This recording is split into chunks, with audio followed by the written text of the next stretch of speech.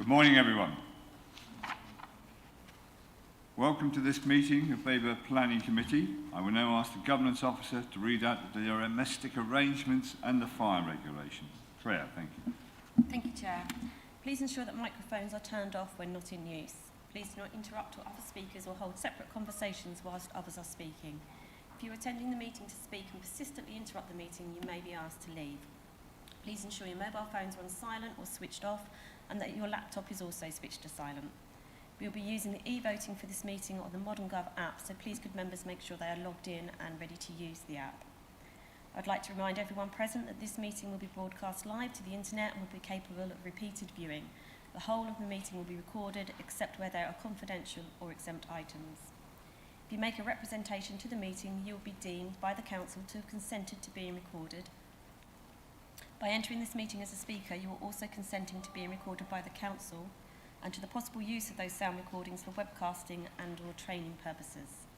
The Council, members of the public and the press may record, film, photograph or broadcast this meeting when the public and the press are not lawfully excluded. If you hear the fire alarm, please leave the building immediately via a fire exit and wait until the assembly point, which is Ipswich Town Football Ground. Follow the signs directing you to the fire exits at each end of the floor. Do not enter the atrium. If you're in the atrium at the time of the fire alarm, follow the signs to the nearest fire exit. Use the stairs, not the lifts, and do not re-enter the building until told it is safe to do so. Thank you, Chair. Thank you, Claire. Introductions this morning with us are the Chief Planning Officer, Mr. Phil Isbell, the Area Planning Manager, Mark Russell, our Legal Advisor, Ian Dupre, our Governance Officer, Claire Philpott, and our Case Officer, Bron Curtis, will be joining us via Teams link. Can I move to the agenda, please? Okay. Do we have any apologies for absence? None received, Chair. Thank you. Receive declarations, pecuniary interest, and other registrable and non-other registrable interests by members. Are there any to declare? No? Thank you. Confirmation of the minutes of the meeting held on the 25th of January. Are there any points regarding the accuracy of the minutes? No? In that case, can I have a proposer to accept the minutes? Thank you. Councillor Osborne. And can I have a seconder, please? Councillor Hinton. You're going to conduct the vote electronically? Yes, Chair. Members, that vote is now in progress. Councillor Beer, can I take your vote, please? Thank you.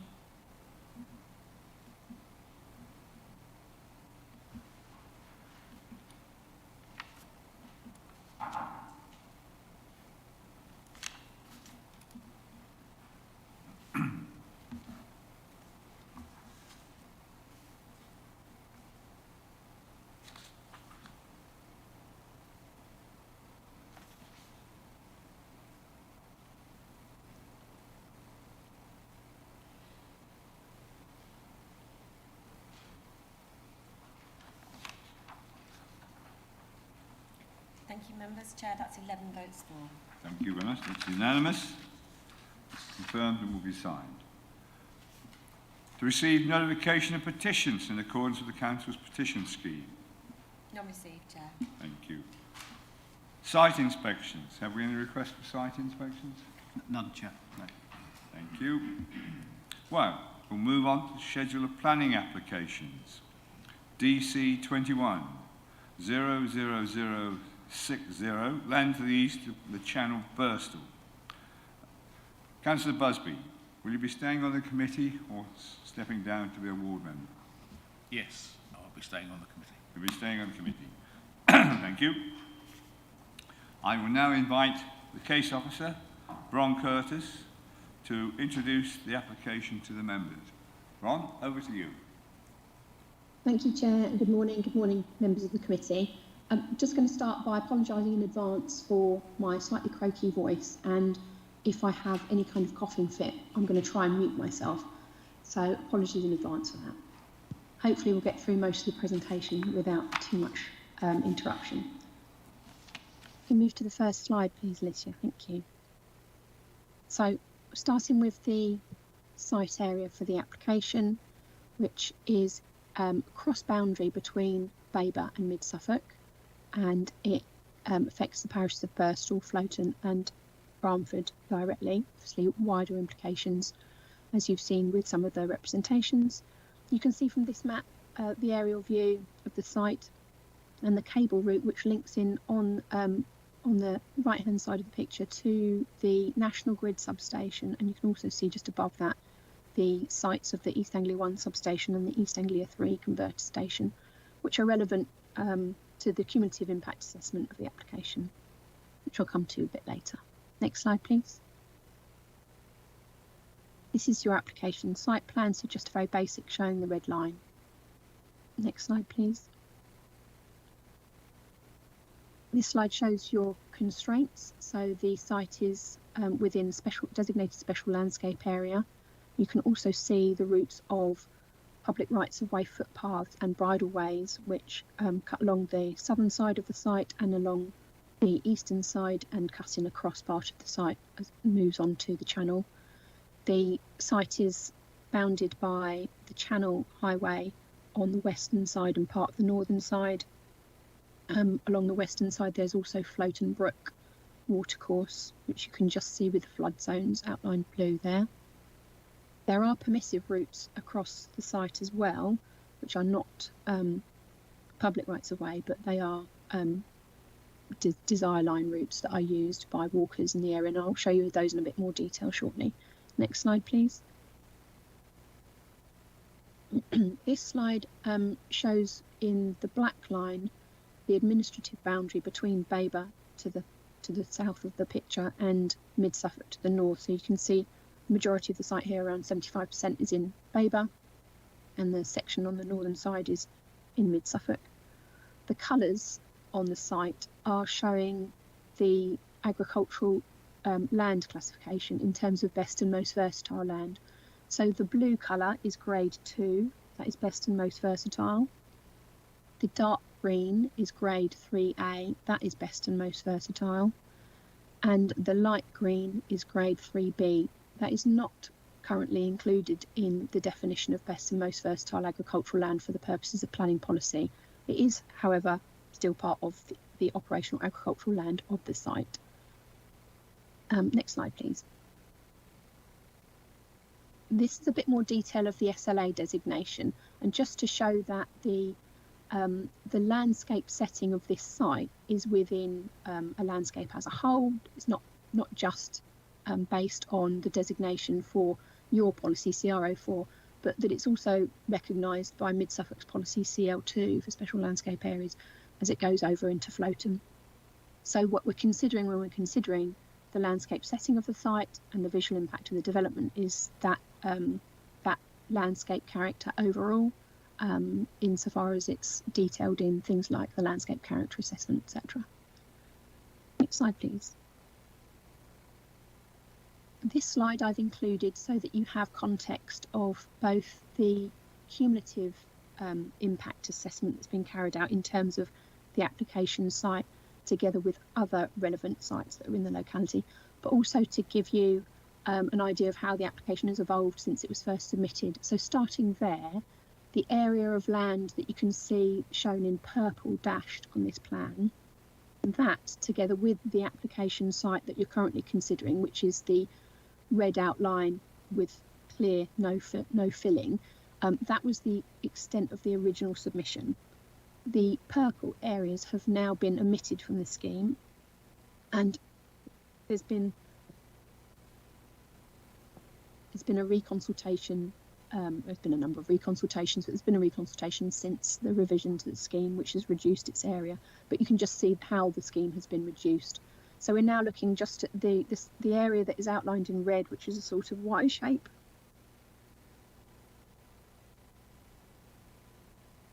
Excuse me.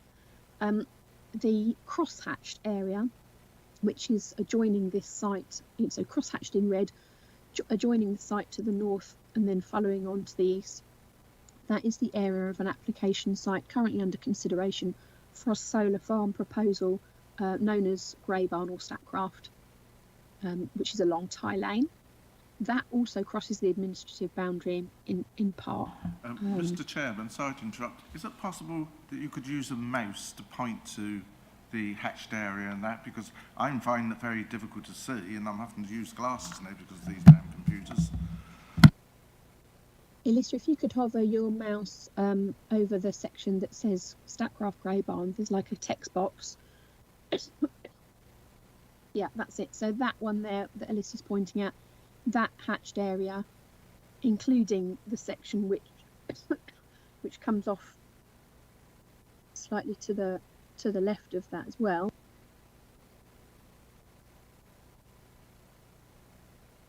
That is the Grey Barn solar application site currently under consideration. If you then move your pointer, Alicia, please, to the hatched site, so not cross-hatched but hatched, which is just slightly above. That's the EDF site. That's that site there. That's wholly in mid-Suffolk. That application is a little further advanced. It's still pending determination. It's going to be coming to Mid-Suffolk Planning Committee probably sometime in the next couple of months. Again on Tie Lane. So if you're taking sort of a circular route around the channel, so perhaps you're coming from Suffolk and you're coming through that way, and then up through Burstall, the channel, you come out onto Tie Lane, you come back to the Rainway that way. That circular route, you would come past all three of these proposals. I've also included in black cross-hatching the extent of the National Grid substation site, to which this proposal would connect by underground cable, and the extent of the East Anglia 1 substation site and the East Anglia 3 converter station site, which are just to the north of that. You can also just about see, hopefully, outlined in blue, just to pick it out, a small red hatched area, which is the UNESCO battery storage site. That's it, thank you, Alicia. So that is quite close to the application site that you're considering this morning. That is a battery storage only development. It's pretty much complete, that development, and that uses the same access from Churchill and Burstall that this application proposes to use. I'll show you that a bit later. Next slide, please.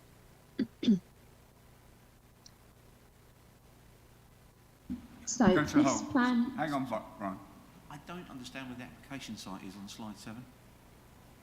We didn't have a cursor at the time, and I'm not quite sure where I'm looking. Wait, One's hang pointing on, out the other sites, but where is the application site? Sorry, if you then look at the sort of Y-shaped, red outlined but unfilled space, which is labelled amended location of ENSO site. This application is made by ENSO. It's that sort of Y-shaped piece of land that Alicia is pointing at now. So adjoined, accessed from Burstall Hill, adjoined by the channel on both the western side and the northern side. Okay, so this slide shows in a little bit more detail the layout of the proposed development, which is described in the plans as being split over 3 fields. So they're labelled field 4, 5 and 6, which you can see on this plan here. And this plan also shows you a little bit more detail of the right-of-way footpath, which is the yellow line, which sort of zigzags from south to north just outside the eastern boundary, and then it cuts across the site between fields 5 and 6, and it heads towards the channel on the northern side. And the pink dashed line is the permissive route, so it's a more direct route, which is actually more used by by many walkers, and that route goes along the eastern side of the site, and then between 5 and 6, and then along to the channel on the northern side. There is also a permissive route which leaves that route and then turns west and comes out at the channel on the western side, and I'll show you that in a bit more detail shortly. So you can see here the general arrangement of the physical elements of the development in terms of the solar arrays, within fields 4, 5 and a small bit within 6. You can see the battery complex and substation and other equipment complex in field 6. You can see the majority of the arrays across field 5, and you can also see the internal roadways which go throughout the site to serve maintenance, inspection, etc., all of the development. You can also see some of the fencing, and there is some detail on here as well about some of the landscape mitigation, etc. Next slide, please. So this plan just shows that again, really just with the layout of all of the bits of development. You can see the offset from the southern boundary, where there's a right of way that goes from Bullen Lane, where the National Grid substation is. That's a bridle way, and then leading through to a footpath all the way across east to west. Next slide, please. This shows a little bit more detail of the layout of the battery storage and substation part of the development. So that's field 6, and you can see the layout of some of the solar panels, but also the containers to contain the batteries in yellow, and also the elements of electrical equipment like the substation and things like that over there. Thank you. Next slide, please. This is a plan giving you an idea of the what solar panels would look like and their size. So it's showing that they are tilted. The scheme has been amended since it was first submitted, so that the panels are now fixed. They are not tracking, so they will not move. They're just fixed in place. That makes a difference as to their potential for noise impact and also potential for glint and glare impact. So that's been reduced slightly by them now being fixed. They are also to be pile-driven fixings to the ground rather than foundations. And you can see the height of them, so 0.8 to the bottom sloped edge and 3 meters to the top. Next slide, please. The next few slides are just giving you an idea. One moment. Councillor Crowe.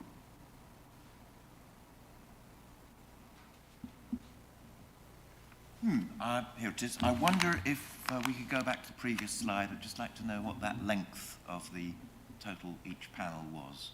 Can't read the figure. 31.21 for the whole string. 31.21 what? Meters. Everything's metric. It's all in meters. I don't assume these things, thank you. Sorry. Thank you. Bron, if you want to carry on. Thank you. Right, so yes, the next few slides are the sorts of things that you've probably seen many times before, but just to give you an idea of the sorts of structures that will be comprised in the substation battery complex of development. So this is elevations for the building that will be the substation, similar sort of thing to a porter cabin. Next slide, please. And control room building, which has the weather station, and things like that attached. Next slide, please. And the batteries to be stored in shipping containers, which I'm sure you're all familiar with, and that's what a container looks like. Next slide, please. And we're now onto the photos to give you an idea of some parts of the site and the surroundings. So starting here with the access from Churchill in Burstall, you can just see there on the side of the access the sign for UNESCO, which are using this access already, which has been improved slightly as part of that planning permission, and they are still finalising construction of that development. So that's from Churchill. Next slide, please. This is probably one of the main views that you get into the site from the channel along the western side of the site.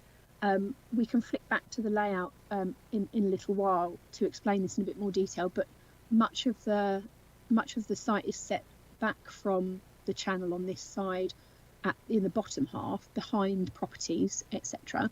And where it adjoins the highway and the river, the planting is pretty dense and mature, so you don't get much opportunity to have a clear view of the site, except at this point, which is a field access onto the channel, And you can just see in the foreground there some brickwork, which is the culverting of Floaton Brook. So Floaton Brook passes right alongside the road, across it in some sections, and right next to the site. And so you can see the level of the road below the level of the site, and you can just see into the site. This is also the route of the permissive, one of the permissive routes that cuts across the site east to west.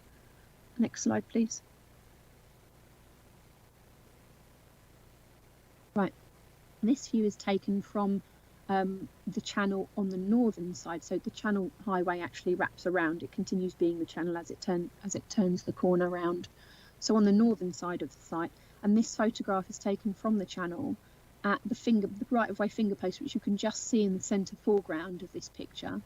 So this is that footpath runs along the boundary of the field 4. So you can see field 4 just behind this row of trees here.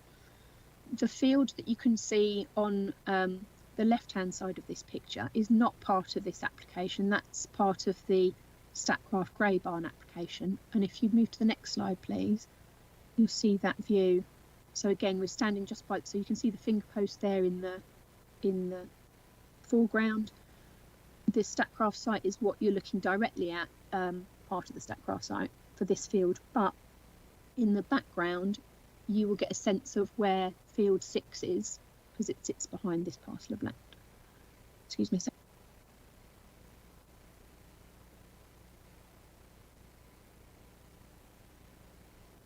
Right, next slide, please. So the next few slides are some views of some parts of the site so that you get an idea of what sort of condition it is and what its makeup is. So this is a view from part of the right-of-way as it goes through the site. Next slide, please. And this is part of the right-of-way that cuts across the site between fields 5 and 6. You can see some of the overhead lines and pylons that head in towards the National Grid substation in the background there as well. And you can see the mature planting which is along some of the boundaries of the site. Next slide, please. And this is part of the route which cuts across between fields 4 and 5 and is the permissive route. Next slide, please. This is a series of images which have been patched together to give you a wider view so that you've got a sense of the site looking from the right of way, which is on the southern side, so that you're looking over the site northwards there. Next slide, please.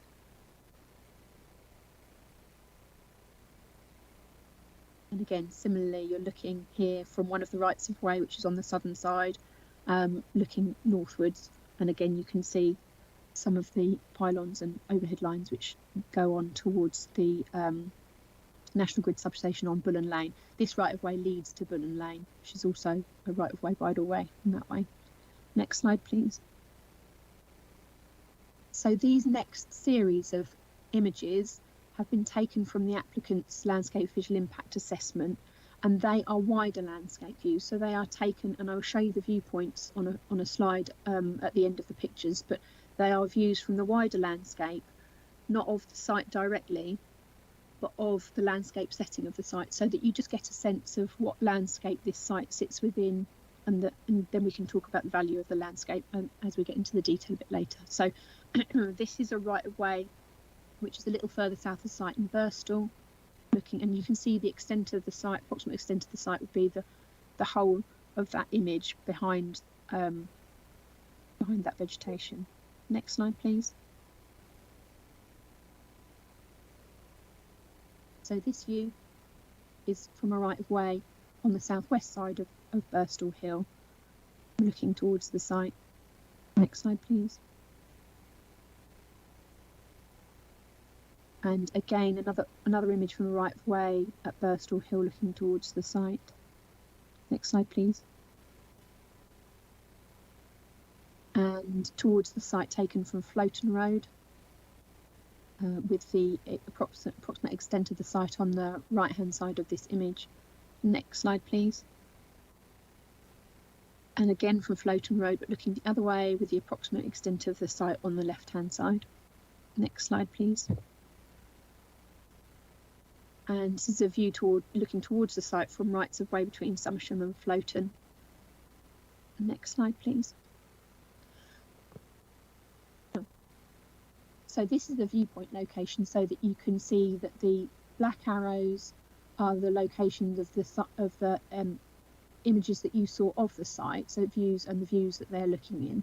But the purple circles and the yellow circles are the viewpoint locations of the wider landscape view, so that you've got both. You can see that the site is an agricultural field, and you can see also the wider landscape setting that field sits within.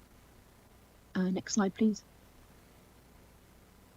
This slide I've included as requested, just to clarify that the energy usage of the solar farm would, the generation would equate to approximately the annual energy usage of 7,450 homes and represent a saving of 6,250 tonnes of carbon each year.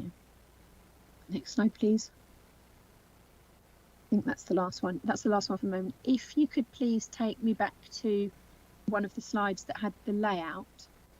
Let's see if I can tell you which one it is. Sorry.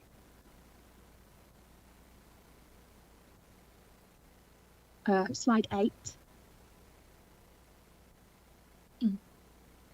So I'll use slide 8 just to explain in more detail what the proposal is and what you've seen in the report in summary. So the proposal is a solar array covering 35 hectares, seeking temporary permission for 40 years for the installation, operation and then decommissioning of the array. It also includes a battery energy storage system and associated ancillary development, so the substation, transformers, inverters, internal roadways, fencing, etc. The site, as you've seen from the photos, is currently an agricultural field. It sits within a special landscape area. The landscape setting, we've considered whether there is an NPPF level of valued landscape to the setting of the area, and you can see in the report that we are concluding that it is a valued landscape. And then you can also see in the report the assessment that I've given to the weighting of development plan policies in terms of accordance with the NPPF, and then assessing how the proposal fits with the objectives of those policies.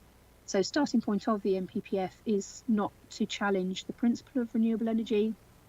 We're all familiar with the legally binding obligation to net zero and the government's objectives in that respect. Obviously the white paper identifying solar as a significant and critical element of delivering net zero. And obviously the council's own climate change declaration. So I'm not dealing with the principle of renewables as such, but what the NPPF asks us to do is to grant permission where the impacts of renewable development are either acceptable or can be made acceptable. So the report that you've seen then moves into each of the individual topics in terms of material considerations and assesses whether or not the impacts in terms of those issues are acceptable or can be made so through mitigation, conditions, etc. I showed you a slide with best and most versatile agricultural land. That is a significant concern in terms of loss of best and most versatile agricultural land and the challenge of food production as well as energy security. So there is a temporary loss as a result of this development, but you'll see that I've concluded that loss is for a limited period, it is reversible, and the area of land to be lost is fairly small. So I'm concluding that there's not a reason to refuse on the basis of loss of best and most versatile agricultural land. We then move through each of the individual topics for material considerations, which I won't rehearse in detail because I'm sure you've had a chance to have a look through all of those. But you can see that we've spoken about landscape impacts, assessing the value of the landscape setting, the SLA designation, but also whether there are elements of the landscape character which would mean that it is a valued landscape in terms of the NPPF. Just to make it clear that that is not what benefit a community may derive from a landscape, or what is perceived as being valued to residents and local users, but rather in a planning sense, there needs to be some specific physical characteristics of a landscape that elevate it above other areas of countryside, which make it special. And that doesn't just mean a designation. So we've had a look here at the character of the rolling valley countryside and all of the details that we've got from the landscape assessment, and concluded that there is a valued landscape, but that given the relative enclosure of the site and how it's experienced from beyond the site, as well as the proposed mitigation that the applicants put forward, concluding that the impact is not so much as cannot be made acceptable, and so meeting the requirements of the NPPF in that respect. You'll also see that we've gone through cumulative assessment. So this application has been screened as being EIA development on the basis of its potential for cumulative effects when taken together with the other developments that I showed you on the slide earlier, particularly in terms of visual impact. So your officers have been asked to have regard to that both cumulative and in sequence effects, and have concluded that the majority of impacts are limited mostly to the site itself. The impacts beyond the site are fairly localised, and that the nature of the right-of-way network in the area is such that in sequence impacts are not likely to be unacceptable. We've also spoken in length about historic environment impacts. There's been a significant amount of investigation for archaeological deposits across the site with trial trenching results.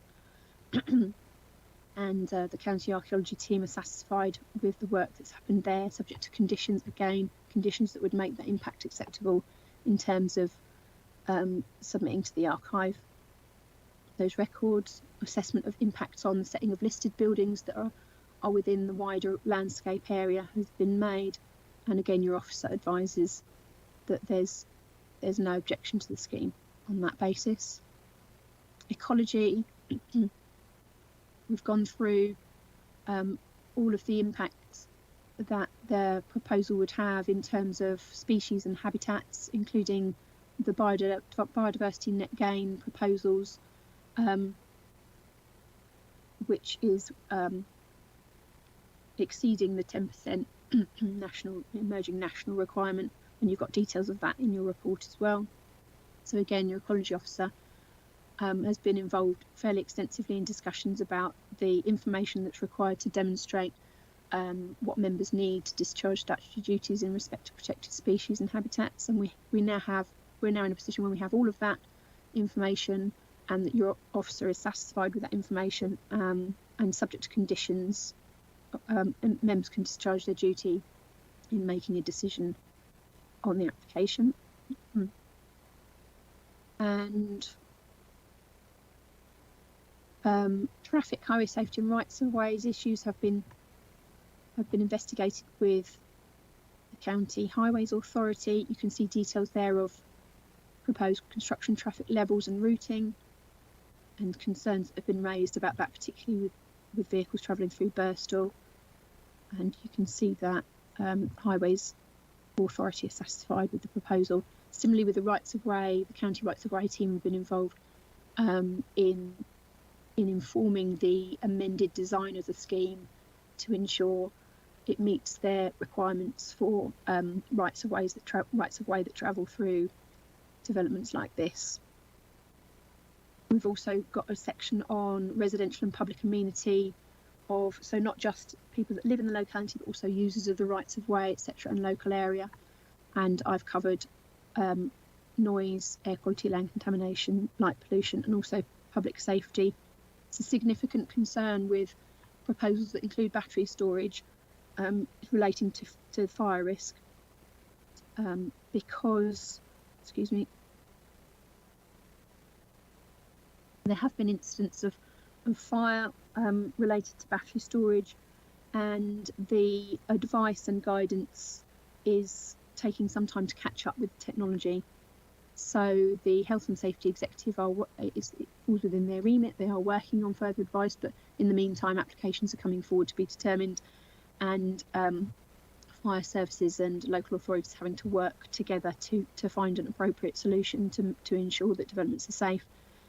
In this case, there are existing regulations that deal with the installation of electrical equipment, but we also have a safety management plan which sets out the measures that are taken in terms of the design of the proposal to include fire detection and suppression, and also emergency response procedures, which the county fire service have responded to and are satisfied, provided that's secured by condition, which you'll see in your recommendation.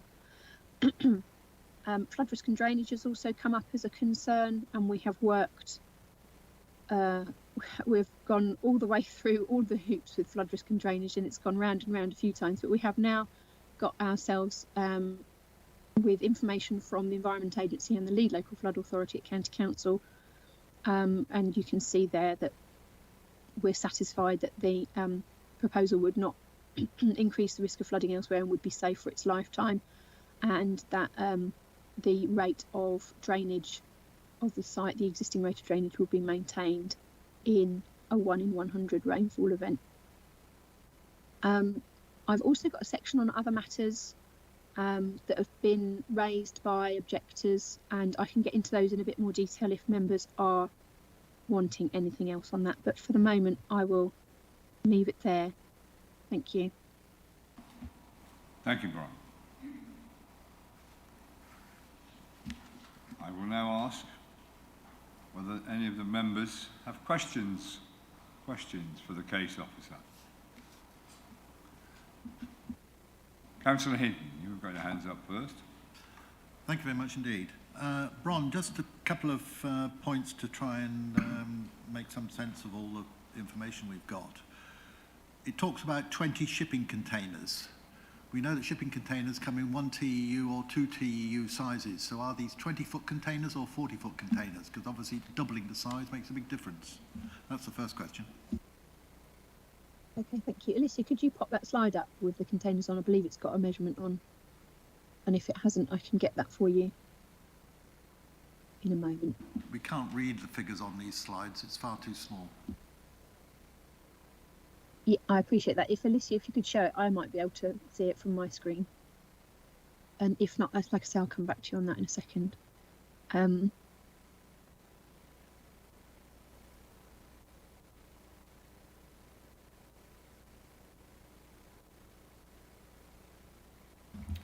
What Thank you. slide number is it, Brian? Should we get happy? That's it, thank you. Okay, so 12.1 metres long, 2.4 wide, and yeah, is that okay? Does that answer the question? Well, they're 40-foot containers. They're the big containers, 2 TEUs. The next question I have is that the original application looked at 102 hectares producing just short of 50 megawatts. Presumably that's per year. And it then reduces to 35 hectares producing 30 megawatts. How come the production has jumped up by sort of an area of a third of the size produces 60% more as much power? The applicant might be better placed to answer this question for you because it's to do with the design of the scheme and the efficiency of the layout across the amended site, as far as I understand it.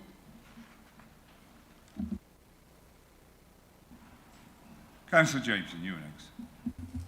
Thank you, Chair. Bron, a couple of questions. I visited the site late Monday afternoon. I was quite surprised at the noise from the UNESCO site. Do you know if the batteries on this site are a similar size and make to the batteries at the UNESCO site?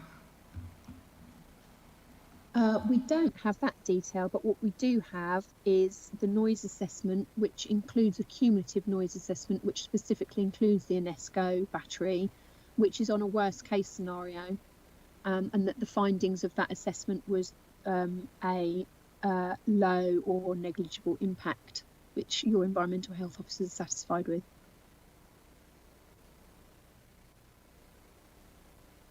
But obviously I assume that this, whatever we decide on this, is going to have no bearing on the other two sites. The decisions made, this can't be used as a precedent either way for the other two sites. Each application is considered on its merits, so the subsequent applications would come before the committee and you'd be considering those based on the detail of those applications. Yeah. Lastly, you talk about this being best and versatile land. Do we know what was grown recently on this land from the farmer or landowner? I believe it was winter wheat, but the applicant, I think, is in the room with you and may be able to confirm if that's changed recently or is anything different. Councillor LaCroix, you were next. Thank you, Chair. Bron, I just wonder if you did refer to at the end of your presentation that you'd be happy to go back to the other matters, and I'm thinking particularly here in the light of some supplemental papers that we've been sent, the hazardous substances issue. Would you be able to go through that with us either now or at some point in the presentation? Of course, yeah, that's fine. So you'll have seen in the late papers that you've received concerns from some of the objectors as to whether or not the development would require hazardous substances consent. And I have given a small section on that. The first thing to say is whether or not hazardous substances consent is required is not material to your determining this application today. It's a separate regime in a similar way that if you grant planning permission for something which then needs a premises licence or other kind of consent like listed building consent, that would be a separate decision and a separate application process. However, we have looked into this because it is an emerging area of, in fact, it's even changed since I wrote the report, I think, because it's something that has featured in a number of the recent NSIP level scale solar proposals. And also we've looked into it in a bit more detail. The applicant are, they consider that the batteries that they'll be using would be controlled by the Health and Safety Executive under the Classification, Labelling and Packaging Substances Regulation. So that would be a consent that they would get through the HSE Direct. There have been representations made to a number of the solar proposals that have been dealt with by the Planning Inspectorate as NSIP, such as Suffolk, etc., that batteries should be considered under the regime of the hazardous substances regulations. As I said, that doesn't make a difference to whether or not you determine this application today, but it is something that we would suggest to members, if minded to grant permission, that you instruct officers to follow up with the applicant. We're keeping an eye on how things evolve with the other NSIPs. The Suffolk scheme is going through, and our legal team are supporting West Suffolk colleagues with that, and HazSubs is an issue that's arisen from that one. We understand with the Cleve Hill installation that hazardous substances is being considered separately for that. So my conclusion in the report that hazardous substances is not required was on the basis of the discussions about it being dealt with by a separate regime, the CLP regs, etc. I should just clarify, therefore, that notwithstanding what's in your report, I am not giving a definitive position of the Hazardous Substances Authority on the need or otherwise for hazardous substances consent for this proposal, and that needs to be dealt with, if permission is granted, that needs to be dealt with separately. Is that okay? Thank you, Bron. Councillor McLaren, you are next. Thank you, Chair. Bron, one of my questions has already been asked by Councillor Jameson, which was about the most recent food production. I don't know very much about agricultural land classification, but the classifications we've got for this are classifications date related. When would these classifications to this land have been applied? Thank you. I believe the last round was 1988. But that's the blanket that was done by DEFRA. So we have that data from DEFRA in general terms, but what that data doesn't do is specify the difference between 3A and 3B. So when we have an application of this type, the applicant is asked to provide soil survey data to clarify the classification across the site in more detail, because the DEFRA information is very broad. It's a very broad, well, this is the likely bedrock, this is the likely soil type, this is the likely grade. So that needs to be clarified on an individual application basis, in the same sort of way that a site-specific flood risk assessment confirms the extent of flood risk affecting a site, whereas your flood zones cover a whole catchment. So sorry. So you're saying that the applicant actually confirmed? That's right. Or provided evidence of the classification? That's right. Thank you. Yeah. Councillor McCrory, we have another one. Yes, afraid so, Chair. I just wondered if we know what the most recent use of this land contained in the boundary has been, or is that a relevant consideration? Its planning use is agriculture. If you mean a bit more about the specifics of the agricultural operation on this site, as I say, I think the last crop was winter wheat, but I defer to the applicant to confirm that, please. Yep, okay, thank you, that's fine. Okay. Councillor Jameson, you have another one. Sorry, yeah, Bron, I'm not sure if you can answer this, but I know highways say that this will be acceptable impact on the highway. I just wondered if you know what would be unacceptable, because I think the impacts, particularly during construction, will be quite significant in Burstall. So what makes it unacceptable? The MPPF speaks about severe adverse impact on the highway, and the Highways Authority quantify that as being significant risk of incident or congestion. So it's quite a high bar for unacceptable highway impacts in MPPF terms. It's significant adverse, I think, are the words. Well, that will possibly be Burstall, but they're happy. Okay, thanks. Any more questions? Councillor Busby. Right, Brian, in your report you mention that there are no appropriate alternative sites to host the development. So does that mean that the other applications that are coming forward aren't appropriate?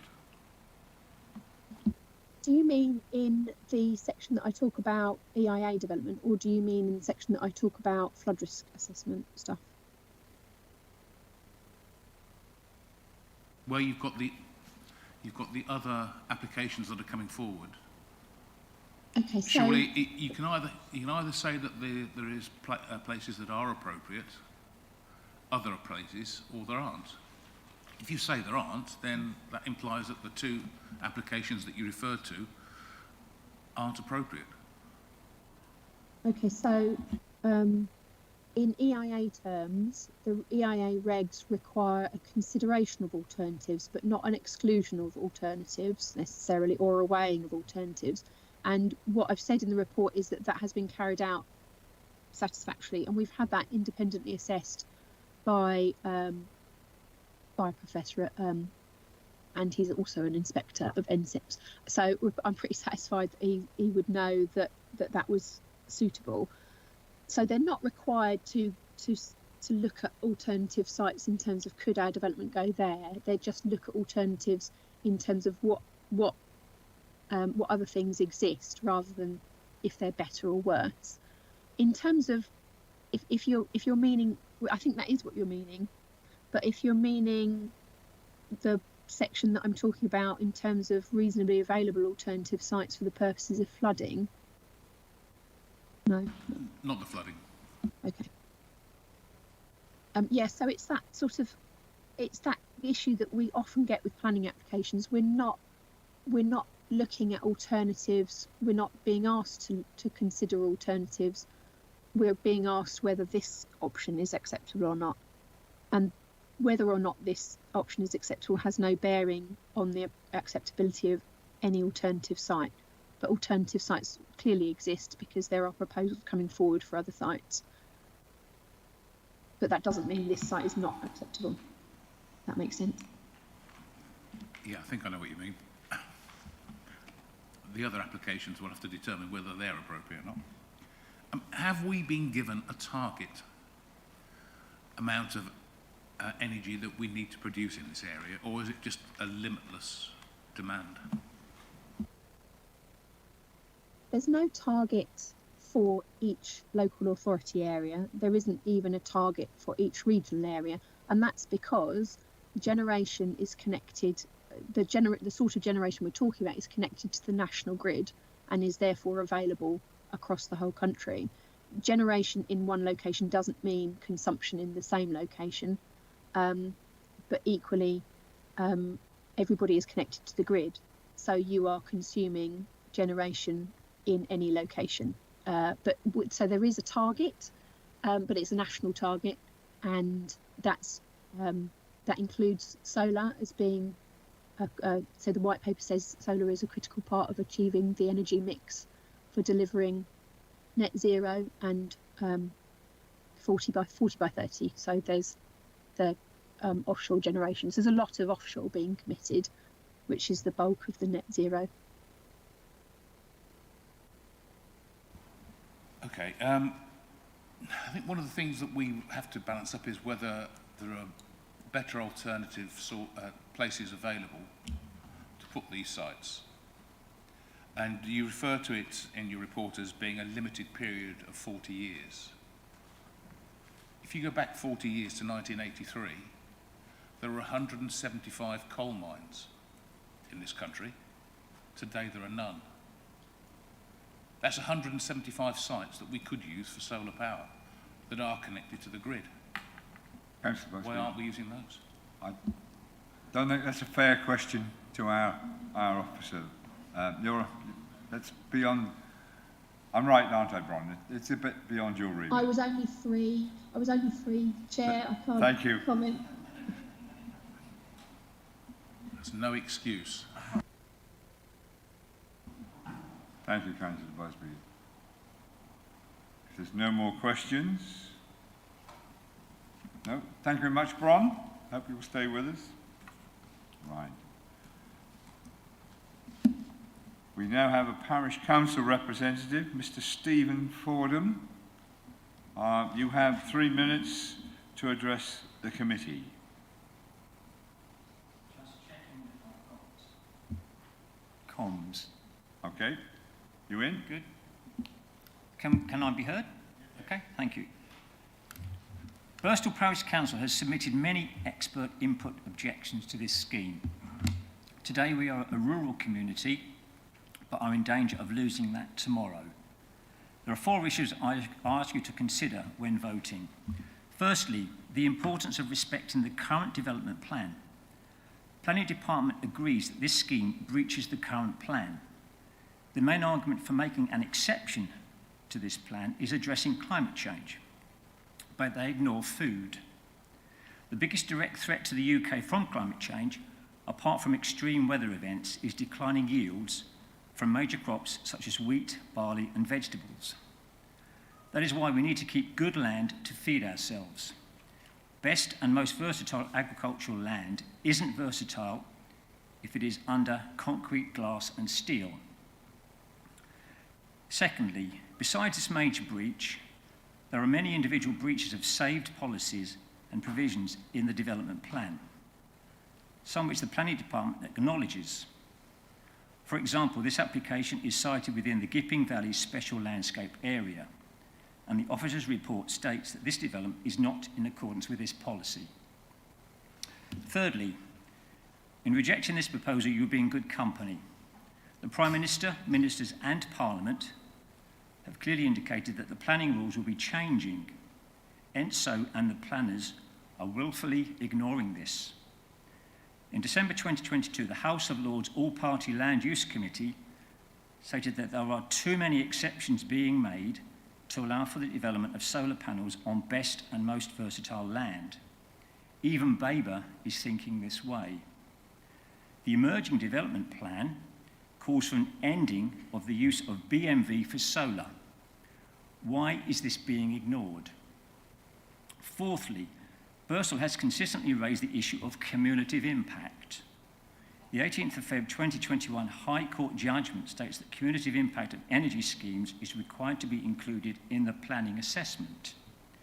In this specific assessment, it is not being considered. Would you approve 1,000 acres of steel, glass and concrete on farmland in Babergh? If this is approved, that is what we will get, and more. Council needs to be aware of the legal risks of making decisions which fail to comply with current law. We count on you to reflect on the unprecedented number of objections by residents to this scheme.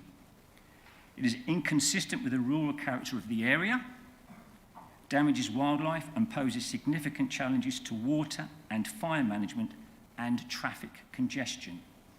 It is marginal to the energy security but very damaging to food security. It breaches the current and future Babergh development plans. We hope that you judge this application with common sense, represents residents' views, and reject it. Thank you. Thank you. You'll remain there if there's any questions for you. Any questions for the Speaker? Councillor Busby. Hi, can I just ask if you live in Burstall? I do, Councillor Busby, yes.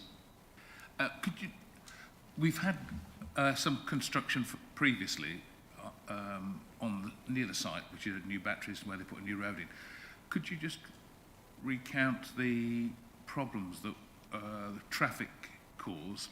Because highways don't seem to think there was a problem with it. Multiple problems, Councillor. If you were to use the access route that the heavy goods vehicles that were extreme in their number used to access the various sites, they have decimated the feeder roads through the village. They're in a terrible state of repair. I don't think any of the people in the room would want to drive along there through risk of potholes and losing the fabric of the road, because more than one vehicle on that road meant that vehicles had to go and damage the verges, and it's a terrible state. The vehicles going through the village to the sites caused numerous constrictions to the traffic. There have been many cases where agricultural vehicles and an HGV trying to deliver materials have come into conflict, and it's caused gridlock. You've only got to look at some of the junctions through the village where HGVs have just indiscriminately trashed and demolished road signs and other information points simply by just the size of the vehicle and these ancient roads that we've got. Vehicles have been coming through the village almost on a 24/7 basis, so there's a noise disruption there. Clearly, if further development happens, The situation that we saw with the battery storage is just going to be compounded and worsened. So again, there's a cumulative effect on the residents, the highways, the quality of routes in and out. So all in all, it was a terrible experience. Thank you. Councillor Beer. Actually, it's a question to you, Mr. Chairman. Why haven't we got the highways expert here, particularly when you've just heard comments from a member of public speaking?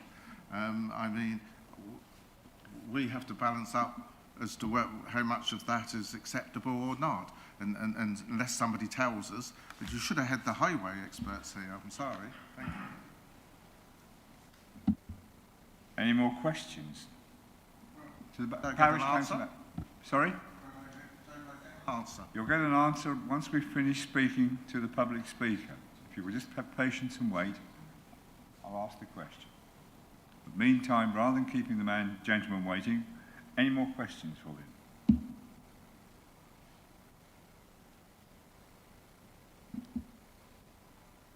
Thank you very much.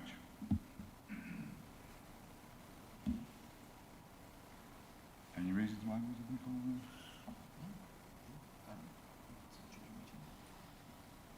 Chairman, just to confirm, we didn't invite colleagues from the Highways team. It's a matter of judgment whether we do. They are usually available, but we didn't on this occasion. And apologies if that inconveniences members. I think our view is that the papers are self-explanatory to enable you to make your own judgment on the matter. Chairman, I can come back on that. So what you're saying then, you've consulted the experts and their comments are in these papers which I've read. So we have to bear that in mind after what we've just heard the member of public speaking. Yes.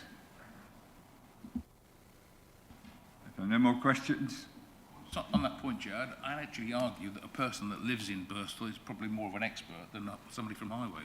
I'm not disputing with you, but we should.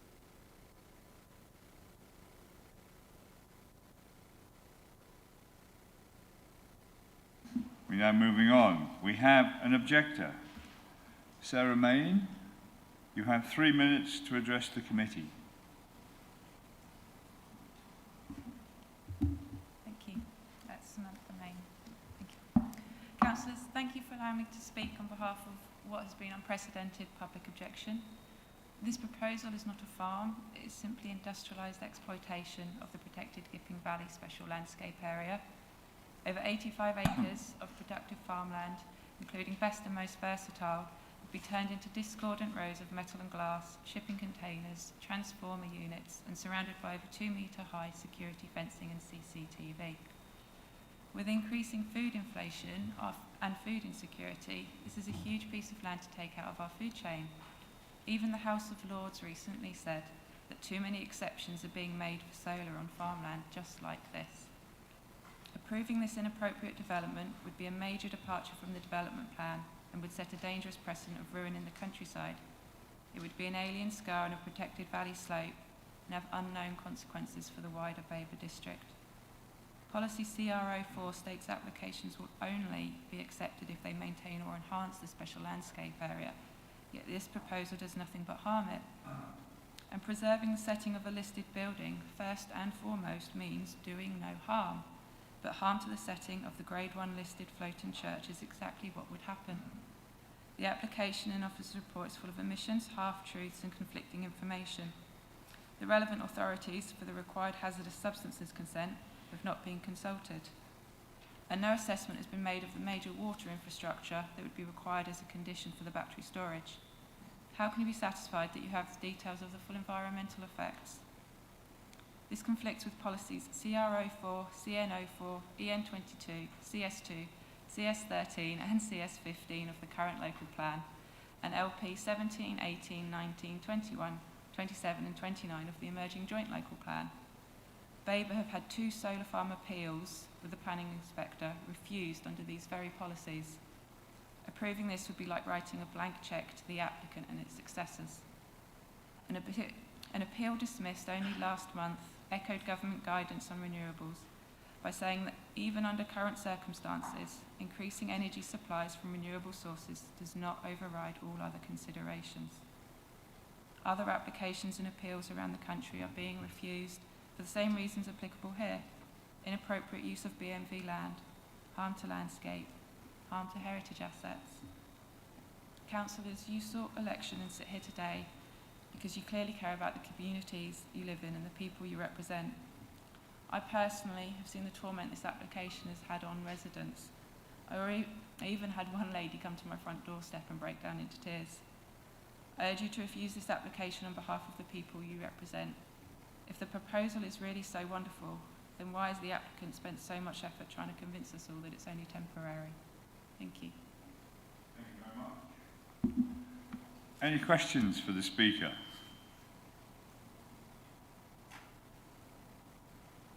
No? Then thank you very much indeed. We're moving on. We have a supporter. I will now invite Mr. John Cousins to address the committee. You have 3 minutes, sir.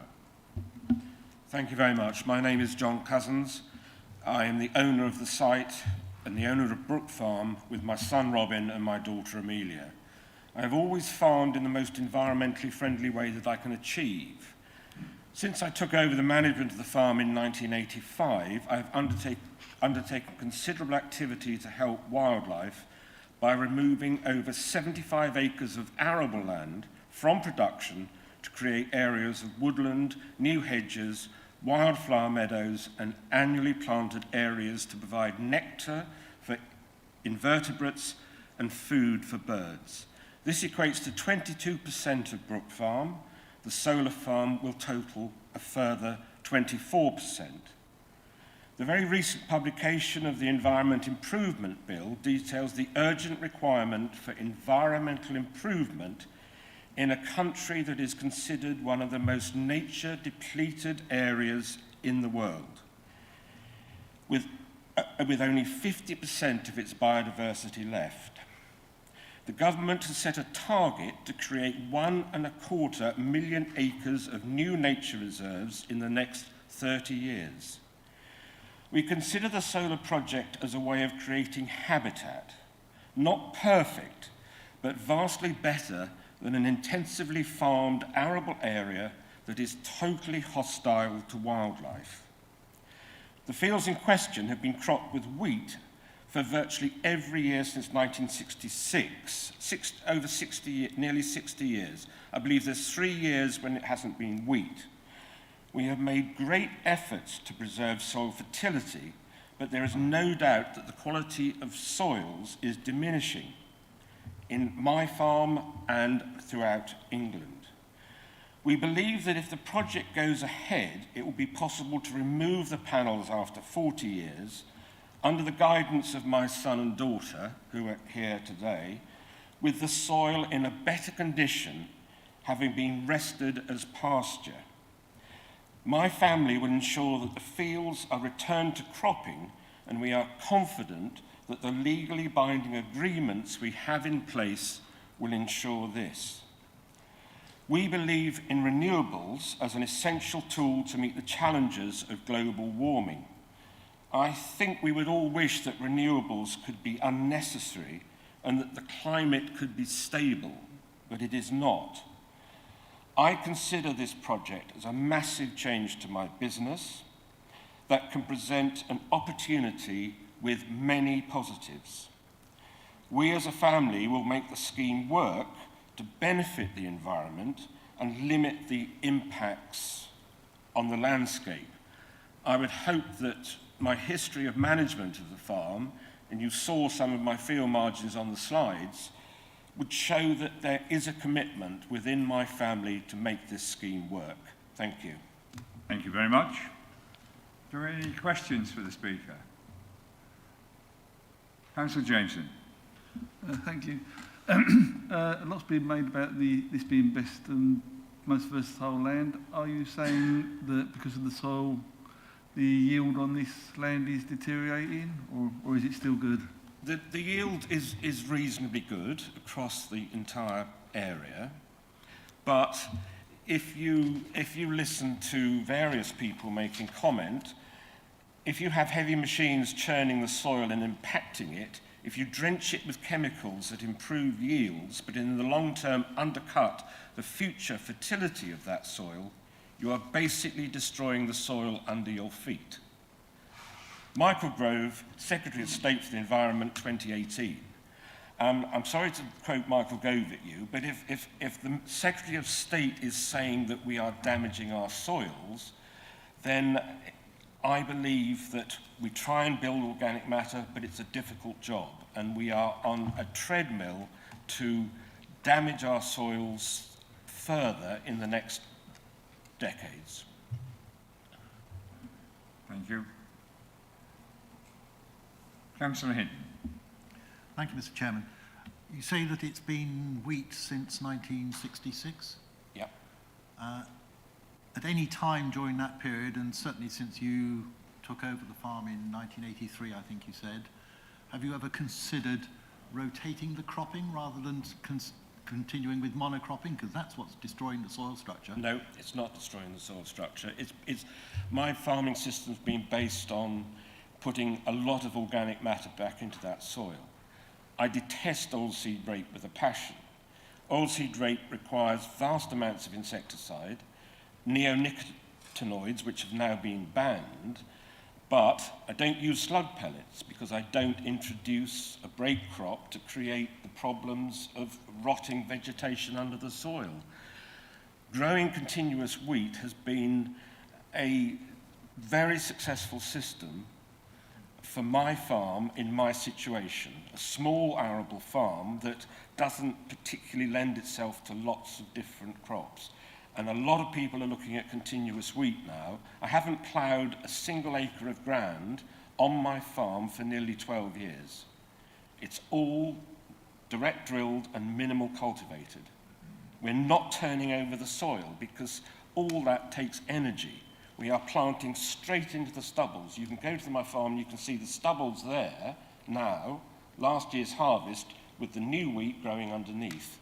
It's a whole new approach to how we farm, but I don't want oilseed rape or a break crop in that rotation.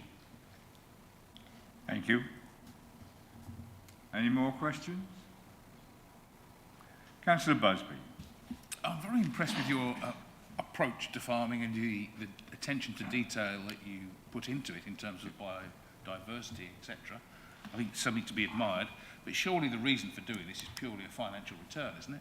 So my field margins give me a financial return. You could go to most of the farms in my area, you wouldn't find 20-metre wild field margins that I finance myself. I've squared up my fields because it's better than having irregular shaped fields. In the past, some of that land has been set aside. Set aside is gone. I am in environmental schemes, but those environmental schemes only compensate for income forgone, so you can't really say that you're taking field margins and whole fields out of production. It's just income forgone and compensation, and it's because I actually want to do it, not because I want monetary gain. Yes, sorry, I obviously stated that very poorly. No, I mean, not the reason for you wanting a solar farm on your farm is purely for financial gain, not to benefit the biodiversity well, of the at my age, at 70, I don't really feel that that's a major factor in my life, but in my children's life and the life of my farm, which is a small, let's face it, 300 odd acres of land, is a small, uneconomic unit now. For the future of my farm, which I was lucky enough to inherit, for my children to be able to take that farm and have it as a business so that if I could look down on them in 40 years' time, I can watch these panels being removed, that to me is a very important factor, the continuation of my farm and farming in an environmentally friendly way. Thank you. Thank you. Councillor McCraw.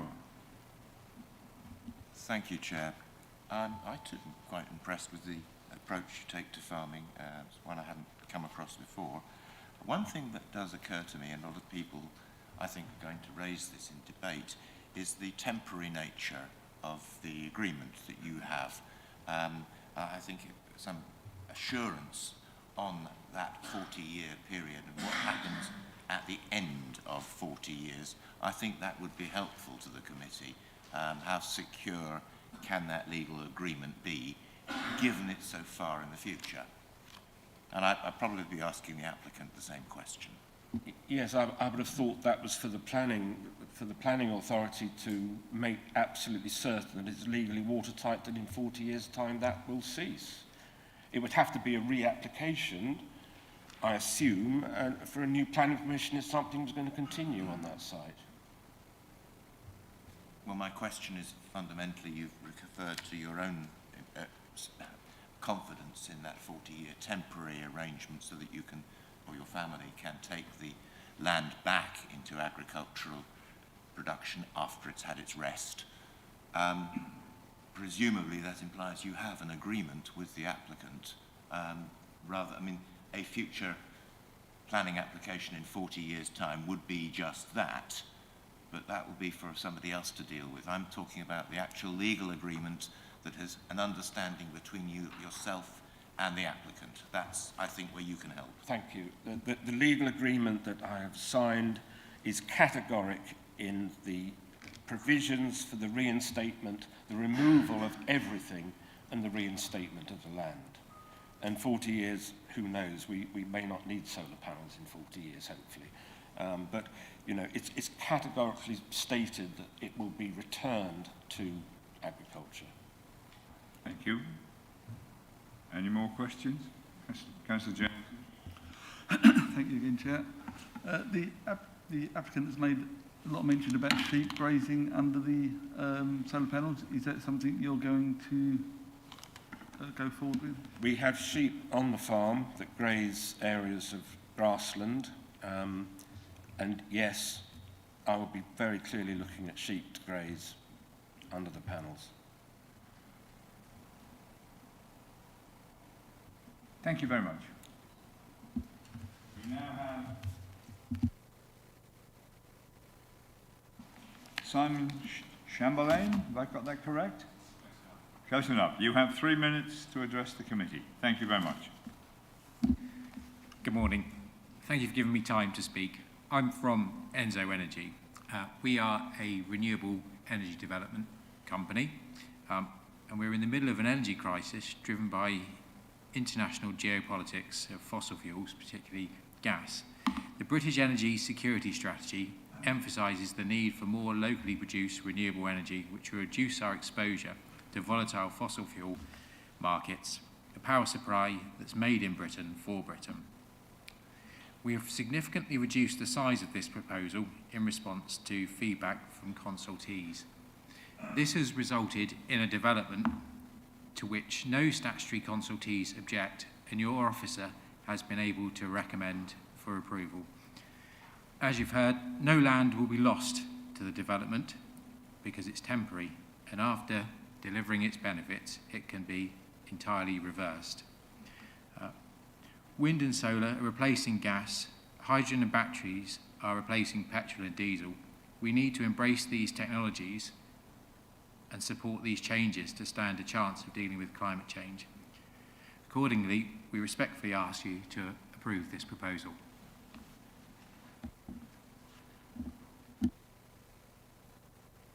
Thank you. Any questions for the applicant? Councillor Busby. One of the first things you said was that it was British Gas or somebody, National Grid, whatever, wanted us to produce locally produced energy. Well, as I mentioned before, 175 coal mines, each of those would have been local to the area where they were. What does the locally produced energy mean? We don't need all of the energy that we're being asked to produce. It's being shipped somewhere else. So why is that local? I suppose in that term I meant local as in produced within the UK. Okay, it's a fairly broad definition of local, I think.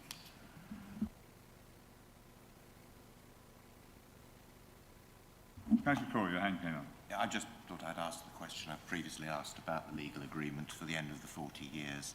And, I mean, in terms of if this is successful, presuming you're hoping it will be and it will make a profit, are you going to be willing to hand back in 40 years' time? And what will you do then, I suppose? Although you can't possibly answer that, but the legal agreement, how secure can you assure us it is? There is a legal agreement between us and the landowner that we are obliged to remove all the paraphernalia, if you like, and return the land in the condition to which we found it. Prior to entering into a lease on the land, we have to undertake a condition survey and record what it's like, and then we are under an obligation to provide it back in a similar fashion.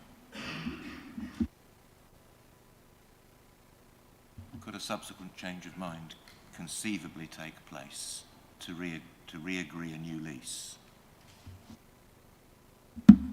I think a subsequent change of mind to anything could take place, but we have a lease for 40 years, and we have to hand it back at that time. If there were to be a change to that legal agreement, it would require agreement on both sides. But separately to that, there's, I suppose, an independent adjudicator in that the planning permission, if it were to be granted, has a condition on it which time limits that anyway. So irrespective of the lease between us, there is a control through the planning authority that the installation must be removed at the end of 40 years. Thank you. I just wanted officers to confirm that the mechanism does exist to insist that the arrays are dismantled in 40 years' time. I mean, obviously I'm asking planning officers to predict the future and to some extent, but I meant in legal terms, would that be something that we could handle under a planning enforcement matter, for example? I'll ask the Chief Planning Officer to respond to that at this point rather than wait. Thank you, Chairman. Yes, so it is quite common in renewable types of development to seek a condition which looks to remediate the site back to its prior condition or as close as. That's what we're recommending in this instance. The usual mechanism for a breach of a condition is either enforcement notice or breach of condition notice in its own right. The planning permission would probably have expired at the point we reach in 40 years' time, so an enforcement notice would be perfectly appropriate, unless there's some other mechanism at that point. So there are the usual planning tools to address that and to remediate that, and government advice is where you can use a condition to manage this, that is what you should do. Thank you. Chair, it's Bron here. May I just add to that? Yes, Clara, yes. Sorry. Just to say that the recommendation includes a condition for a temporary permission, but also a reinstatement scheme which ensures any biodiversity enhancement that have been secured by the development are retained as part of that reinstatement. So not reinstatement back to entirely as exists, but including the net gain that's been secured here. Thank you. Thank you. That would be the third recommendation on the list, would it? The third part of the temporary PP?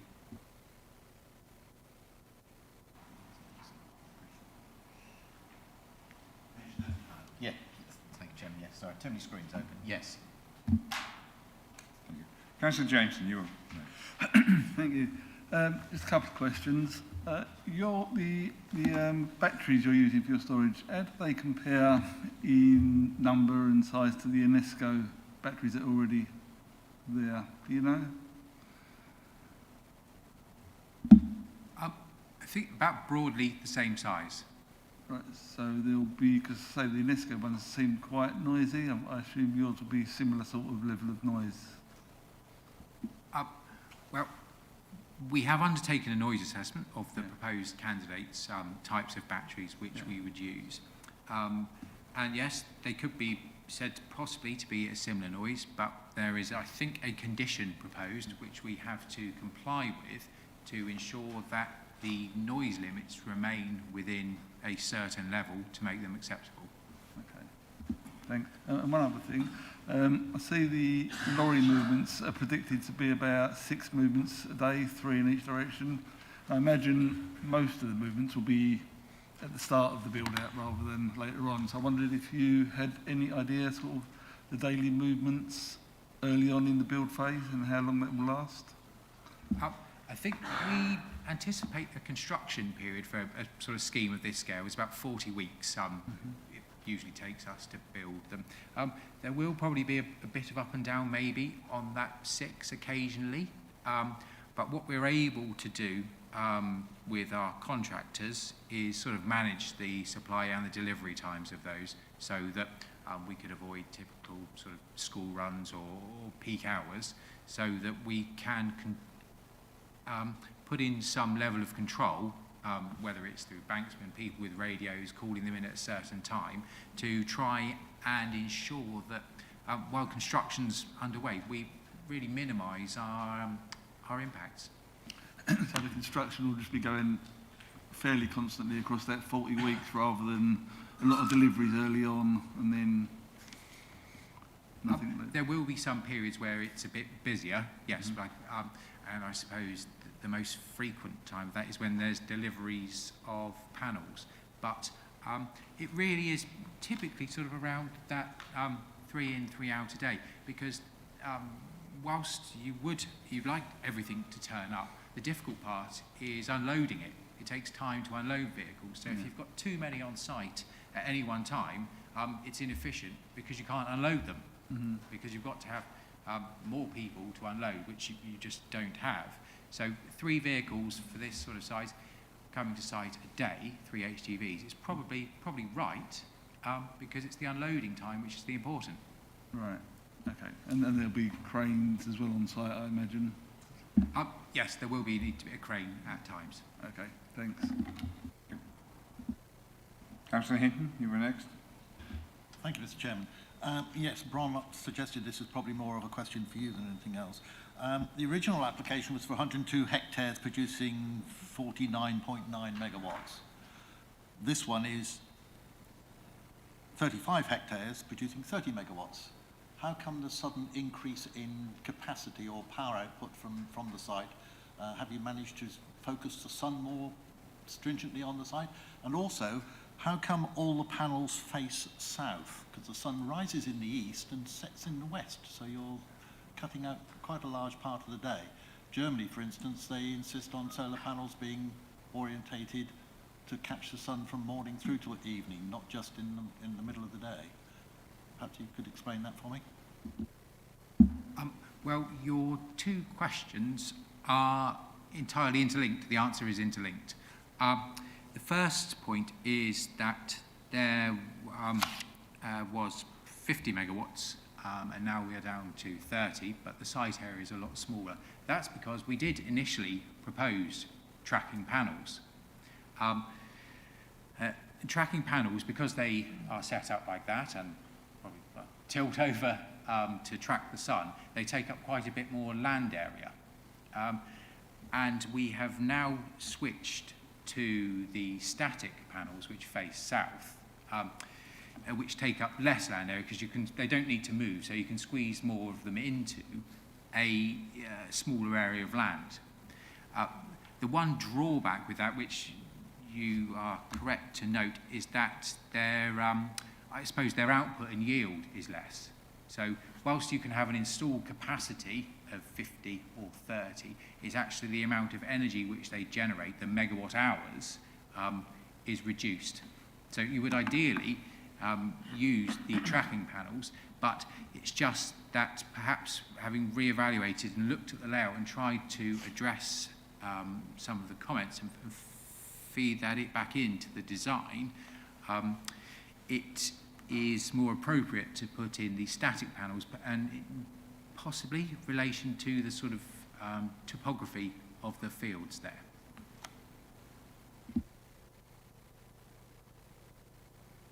Councillor Holt. Yeah, what made this location a more suitable location than, say, one 10 miles south, east or north? At this location, there is capacity to connect into the national grid substation there. So it's very locationally specific. And we undertook quite a due diligence exercise in planning terms to avoid major planning restrictions, and we believe that we have brought forward a suitably designed site in this area where the impacts we believe are acceptable, nearby to a capacity on the national grid network. Follow-up, Councillor Hull? So, in your professional opinion, would you say that substations and the land around them are more susceptible to this type of application, not only now but in the future? Anywhere there is capacity on the grid network, whether it's the distribution network or the national grid transmission network, is a place where perhaps people would want to develop an energy generation product, or because there is capacity to do so there. It may be that not all locations are appropriate, because some of them are in areas of outstanding natural beauty.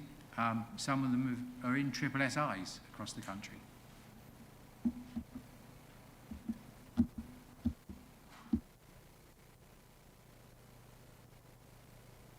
I should have thought of this one sooner, really. How many panels are we talking about on the 35 hectares? Since we now know the size, 33 metres or so, 0.22. I mean, so that obviously is a limiting factor in the erection and how many you can put up a day. So just how many in total?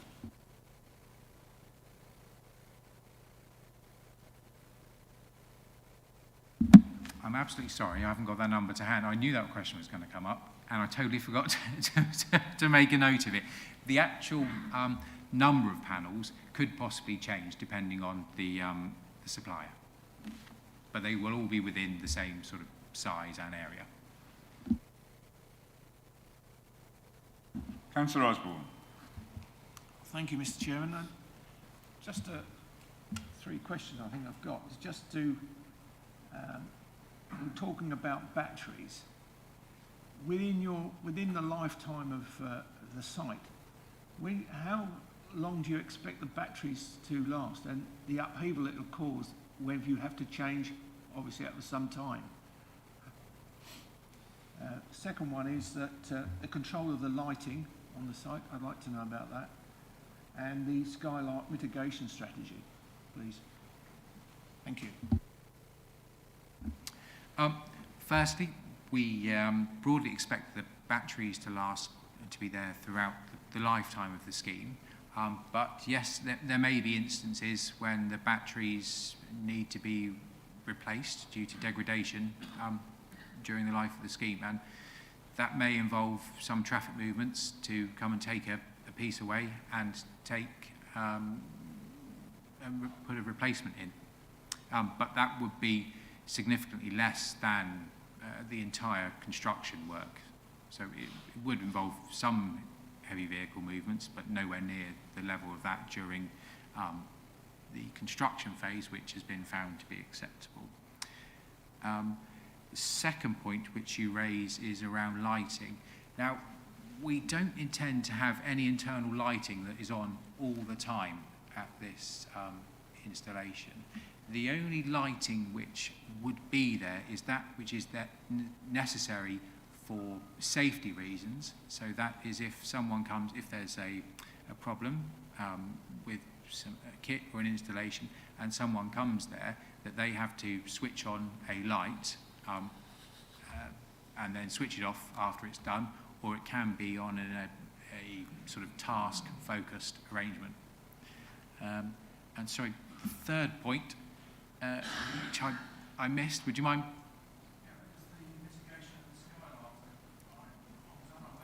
Skylarks on that site.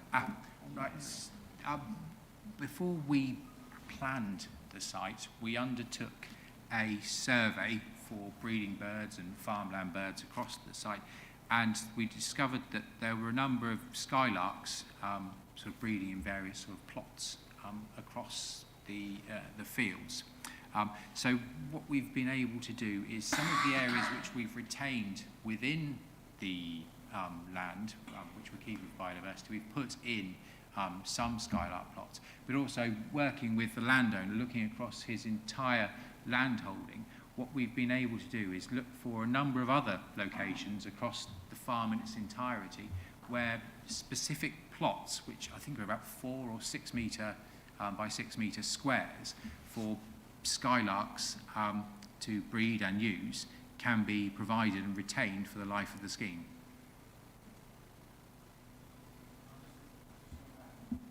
The point about batteries. In my time of working with uninterruptible power supplies, those batteries, if they were put on at constant charge, would obviously not last that long, because constant charging to batteries is a failure.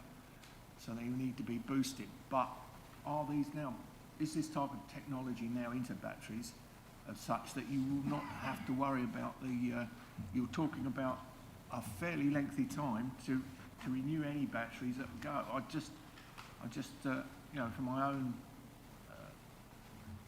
comments, I just would like to know how you're going to get away with not renewing batteries after 40 years.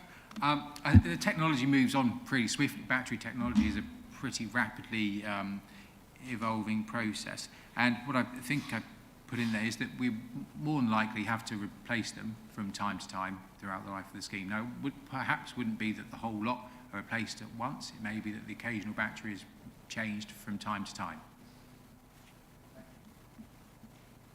Thank you. Councillor McCraw.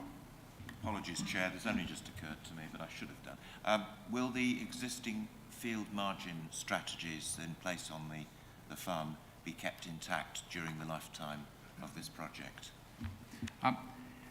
Our biodiversity scheme and landscape management plan, which is, I think, is proposed to be secured via one of or two of the conditions proposed there, ties up very nicely with the field margin schemes. What we find is that you can't build solar farms right out to the edge of the schemes. You need to leave enough to be able to access and maintain existing hedgerows, and then leave a certain gap for either to be able to get a tractor or similar around the edge before you actually reach the deer fencing. So the solar farm proposal ties up with the margins currently in place. Thank you. Councillor Jameson. Sorry, this is probably in your report somewhere, but I've not seen it. Is there going to be, you say there's fencing all the way around the site, is there going to be channels for deer and badgers to move through the site, or have they got not particularly for deer to move through the site. Deer are able to move freely sort of around it's stock fencing, so it's deer fencing specifically designed to keep deer out. But small mammals such as badgers, foxes, rabbits we find can usually jump through the fences, typical deer fence, 10 centimetre squares. We leave small gates in place if necessary, and they are like a slightly larger cat flap at places around the edge of the fencing, so that those mammals can enter and leave, if necessary.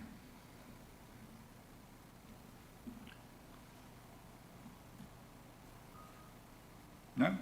Thank you very much indeed. We now have Councillor Christopher Hudson, who's going to speak to us on behalf of the County Council at this particular planning application. Sir, you have 5 minutes to address the committee. Well, good morning, Mr. Chairman, and good morning, members. I trust you can hear me. I had the pleasure of going to the County Farms meeting last week, which was very educational, Mr. Chairman, insofar as I was able to see and learn how very vital the county farms are to the production of food, health and well-being, and many other things within Suffolk. We have many thousands of acres which help tenant farmers get on the ladder, etc. The main thing, of course, is that food security is vital, not only for the employment of those people, but of course for feeding the 750,000 people and growing in our county. If we were to jeopardize best and most valuable farming land, of course, then that impinges on food security. And I wanted to advocate that to the membership this morning, that it's very, very important that we do not lose that food security. It's absolutely vital, because the 40-year period is a long time, and who knows, a week is a long time in politics, 40 years is an eternity. And I hear about the batteries, I don't know whether they're cadmium or whatever, but the whole thing is fraught with various difficulties. Again, I heard members mention, and it is a county consideration, what happens if the company providing this should go bust? We're then left with thousands of beautiful Chinese glass panels. Who pays for the removal of them and the junk that's left? It is a consideration. Really, I believe this to be the wrong crop. It's probably a very good crop for investment purposes and hedge funds, but this is the very best crop for farmers for a quick financial return. But for my residents in Burstall, Floughton and thereabouts, it is a total blot on the landscape. Visually, and from the point of view of fauna and flora, it is a disaster, Mr. Chairman, in my opinion, and indeed in the opinion of many of my residents. How can we allow such madness to go ahead on best and most versatile land? It's an anomaly. So the wrong crop, in the wrong place, totally the wrong price. Accordingly, I'd like to invite your committee this morning to reject this foolish, woolly-headed scheme. It is not in the public interest.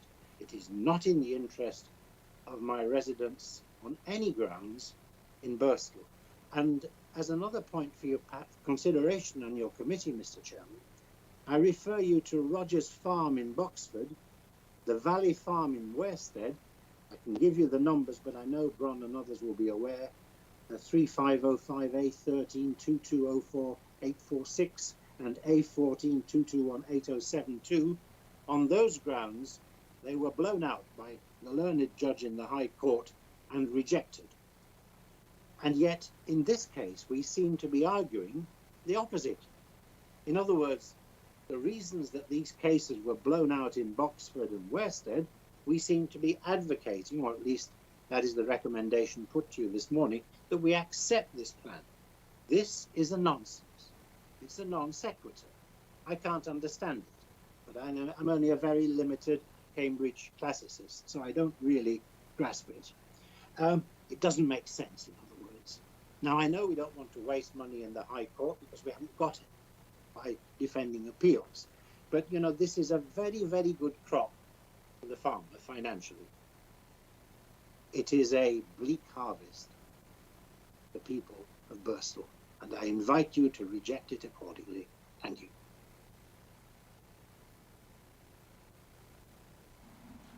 Thank you. Are there any questions, Councillor Hudson? No? Thank you very much indeed. Thank you, Mr. Chairman. Moving on, we'll move into debate. Councillor Busby, as the ward member, you will be invited to open the debate, but you don't have to. You want to defer. I just thought it would be an opportune moment to take a 5-minute comfort break, Chair. Ah, you'd like a comfort break. I think, yes, we'll take a 5-minute comfort break.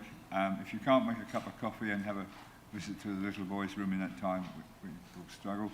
I will see you all back here in 5 minutes' time.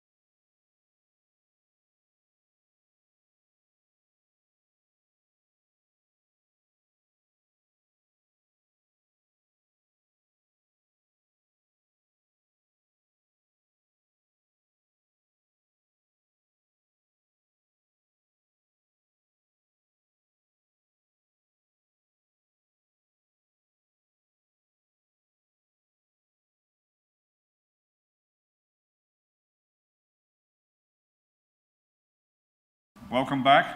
We now move into the debate section. Councillor Busby, as the ward member, perhaps you'd like to open the debate.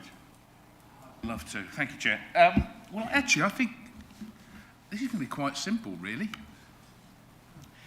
Look, you can spend time arguing about landscape and fire hazards and ecology, noise, all of the other things.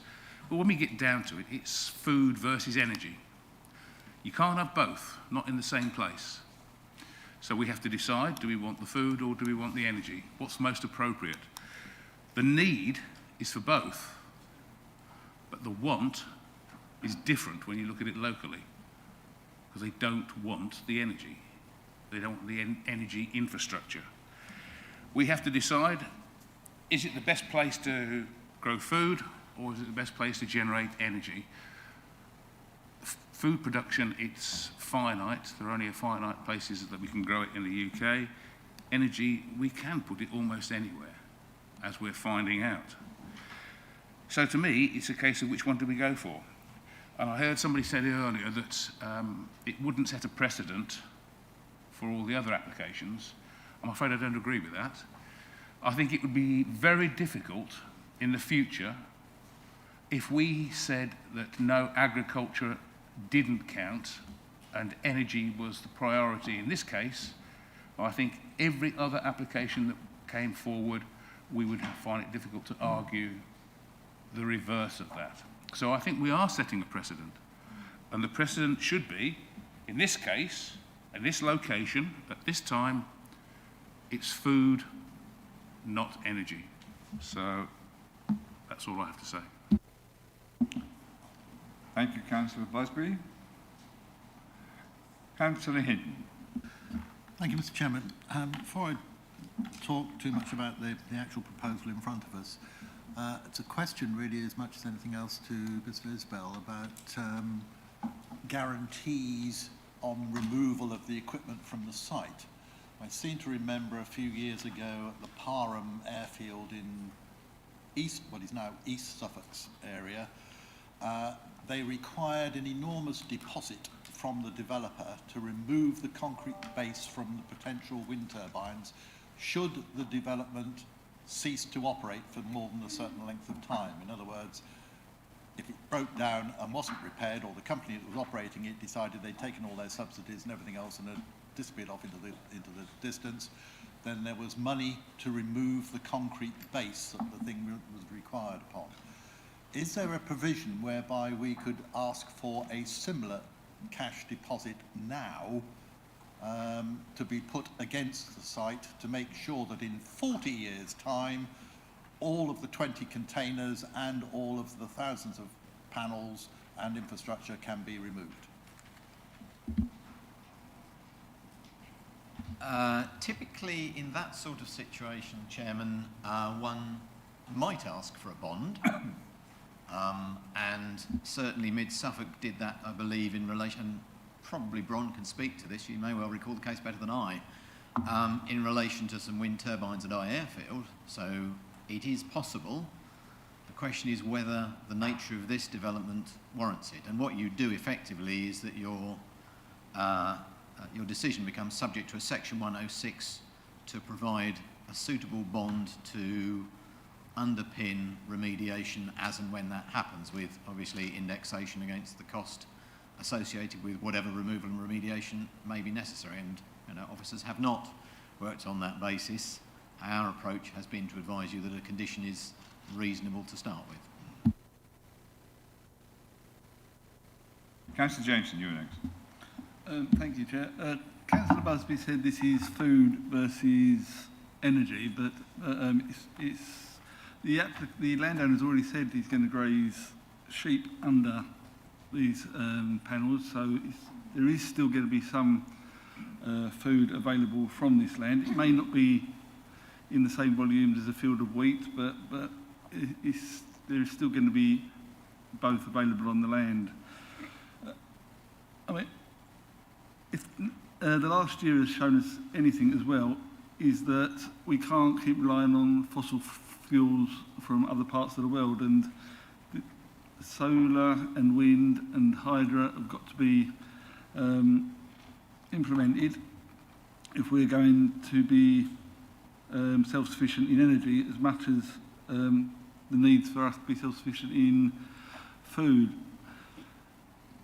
I agree, and I would much prefer to see all these whereases that we keep agreeing on over Babergh to be covered in solar panels, and if we could insist that all the developers put solar panels on all their roofs, then perhaps we wouldn't need solar farms, but until we can get the government to insist on this, then we're restricted there.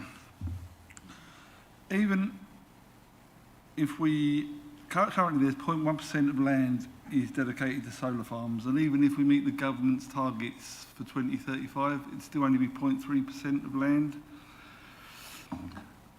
So that area, the food argument, I'm not sure is as strong as everyone keeps making out it is.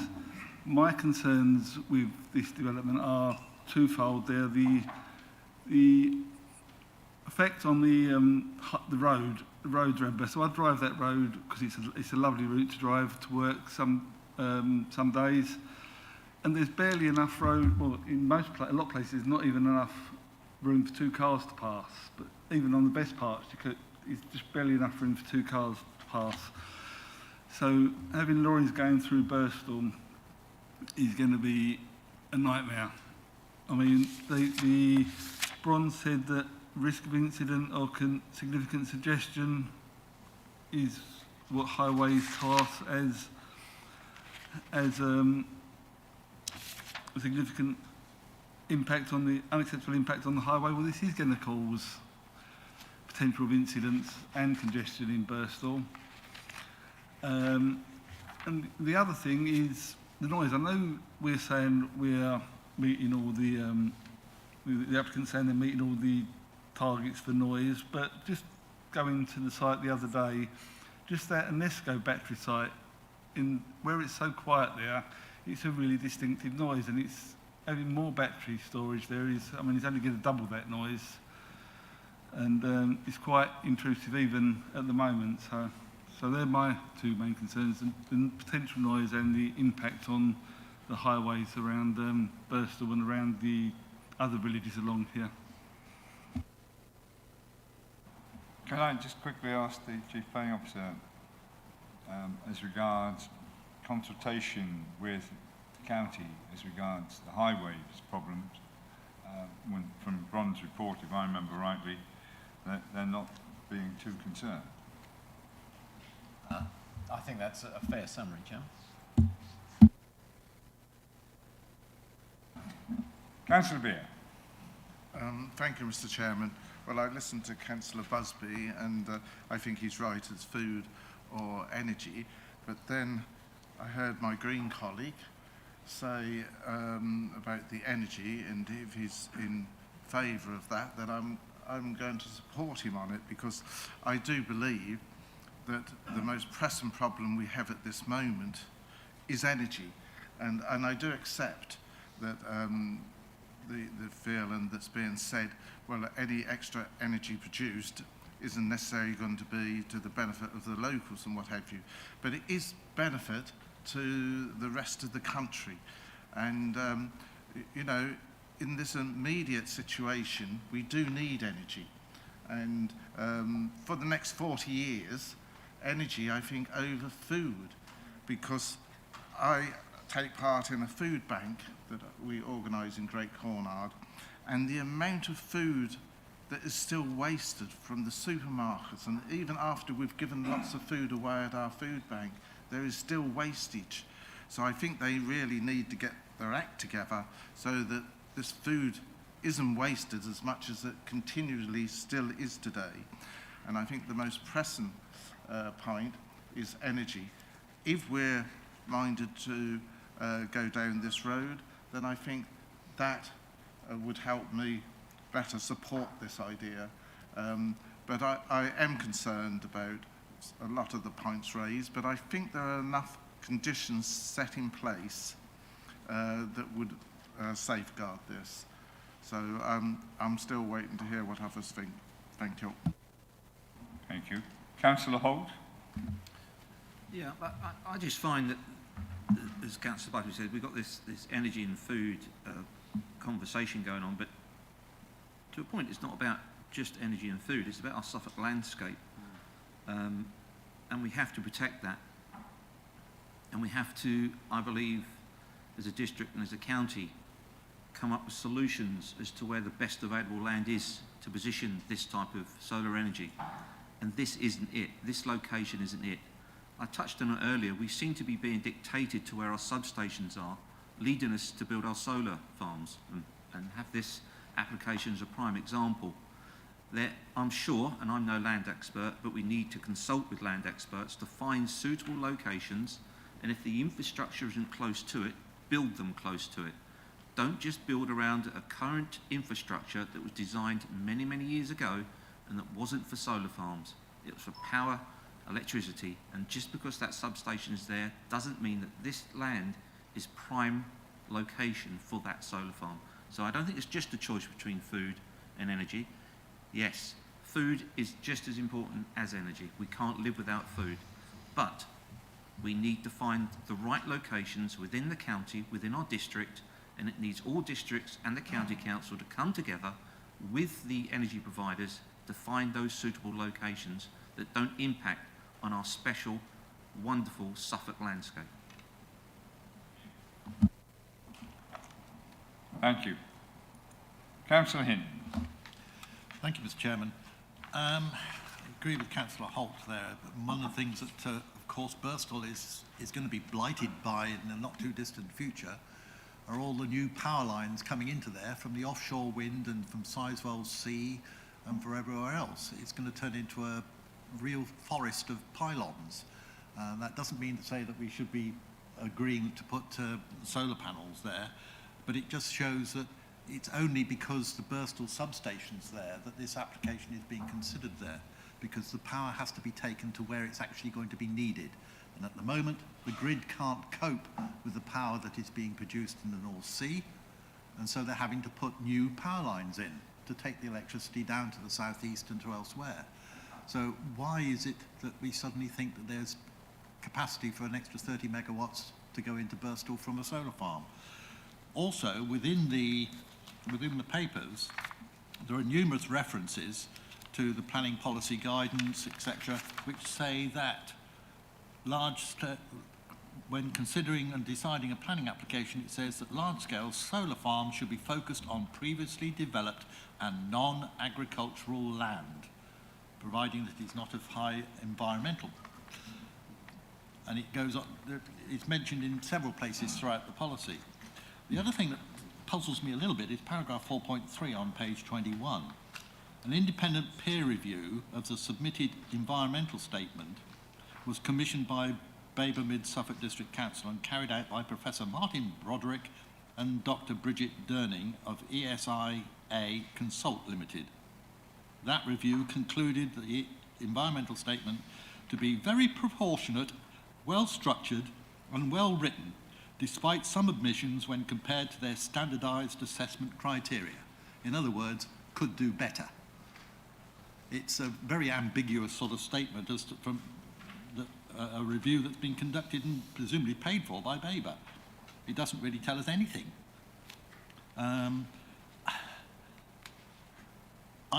When I came out of the forces, I started out in agriculture in the early 70s. Mixed cropping was all the rage. Minimal cultivation started to come in, but it didn't stop the need for occasionally busting up the soil structure and putting some fibre back into it, and some bits and pieces back into it. If we let this land sit for 40 years, what is going to be growing on there has got to be controlled in terms of weeds, etc. There's about 100 years worth of weeds in most bits of soil. Anybody who's got a garden will know that they have to keep pulling out the weeds because they don't seem to stop. So there's going to be growth of some sort on there that's going to have to be controlled, and whether that's controlled by mechanical means or chemicals, I don't know. But that's another, against the environmental aspect, advantages, if you like, of the solar farm, because it'll be limited to what it can do. I'm a great believer in that we should feed ourselves first. We only produce about 60% of what we eat nowadays. It's dropped off quite considerably and is falling steadily. The situation in Ukraine showed us just how vulnerable we are, not only for natural gas, but also for cereals and oil. Vegetable oil, that is, for cooking, etc., because they were some of the biggest producers. Because we import so much, and even if we don't get it from there, somebody else does, and if they can't get it from Ukraine, they'll be getting it from where we normally get ours. So it produces competition in the whole food chain. So the more we can produce our own energy and our own food, the better. We've got a new nuclear power station being given the go-ahead at Sizewell. We've got new offshore wind facilities getting into place. We've got Rolls-Royce producing mini nuclear reactors, which are likely to get the go-ahead in the next couple of years, and will start to be positioned where the electricity is going to be needed. We export electricity to France at various times of the year because of the liquefied natural gas that we bring in from the States and elsewhere and turn into electricity.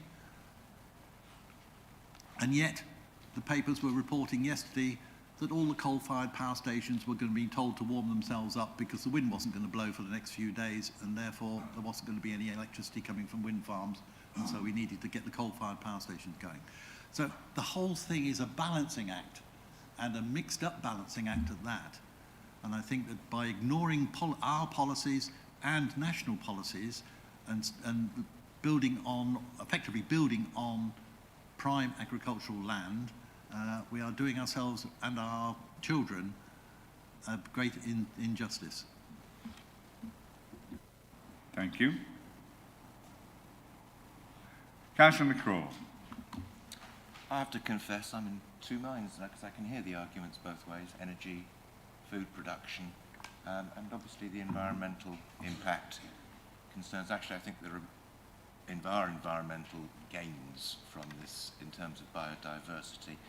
One thing that occurs to me, I mean, we're always, by the way, talking about BMV land, and I can recall a number of planning applications involving housing where we're told that in terms of sequential development or the choosing of sites is that the problem is we have too much good land in East Anglia. We don't have a sufficiency of poor land. Well, what I'd like to ask, if I may, and this is probably outside debate, but it's also relevant, is one of the recommendations would be in the event of an appeal that we would delegate to the Chief Planning Officer to respond to the appeal.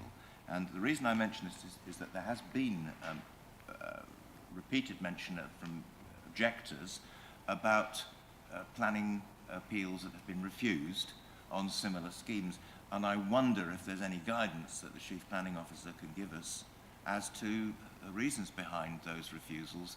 Should he be aware of them, or should the officer be aware of them? Is that a reasonable question, Chair, at this stage? If it isn't, I'll find another one for him. How's that? We asked you,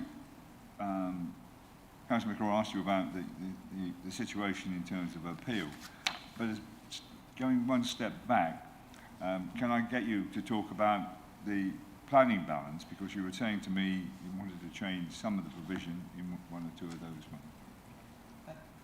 Thank you, Chairman. Yes. So first things first, always decide the application in front of you. It's what I say repeatedly and boringly, I'm afraid. Don't decide some other application. This is an application, look at this on its own merits. For almost every type of development, you can go and find other appeals that say other things about other locations. I think you can find them going in both sorts of directions. You know, you have national planning policy, and I think that's, you know, a clear steer around things. I think appeal decisions, you're creating a situation if you try to draw too much on one or another where you don't know the local circumstances that may particularly apply. So very difficult, and I tend to think you are better advised as a committee to know what you know about this site, this location, and your own policies and the national policies, rather than to say, well, this site in East Suffolk or this site in Essex was approved or refused, because you will find them. And every appeal and every decision is a snapshot of the time in which it was made. And government policy does change over time. The point I was keen to make, Chairman, I've noticed in the way of these things, paragraph 15.2 of your report we say, in accordance with the provisions of the NPPF, significant weight is attached to this aspect. Strictly speaking, the NPPF does not attach significant weight to the substantial benefits of the scheme. I think it's better to say the NPPF does attach weight to it. Significant weight is a phrase used quite sparingly in the NPPF, and strictly speaking, as we as officers are drawing upon that, I'd simply say please discount the word significant in that sentence in the final part of paragraph 15.2. Doesn't change the recommendation. We still say that the benefit in terms of energy production is substantial and attracts weight, but in terms of the NPPF, it's not actually literally in there for us to pray in aid. I'm not sure if I've gone on too long, Chairman, but that might be a start for Councillor McGraw. That's actually very helpful, thank you. Can we still add the word significant savings of carbon dioxide in the first part of that paragraph? Yes, what we do as decision makers is attach weight to things, and what the final sentence says is about that question, not the question of the amount of carbon dioxide, etc. Councillor McLaren. Thank you, Chair. Listening to my colleagues, you get the impression that everything is black and white, and it's actually not. And I've got to say that the supporter, who is the landowner...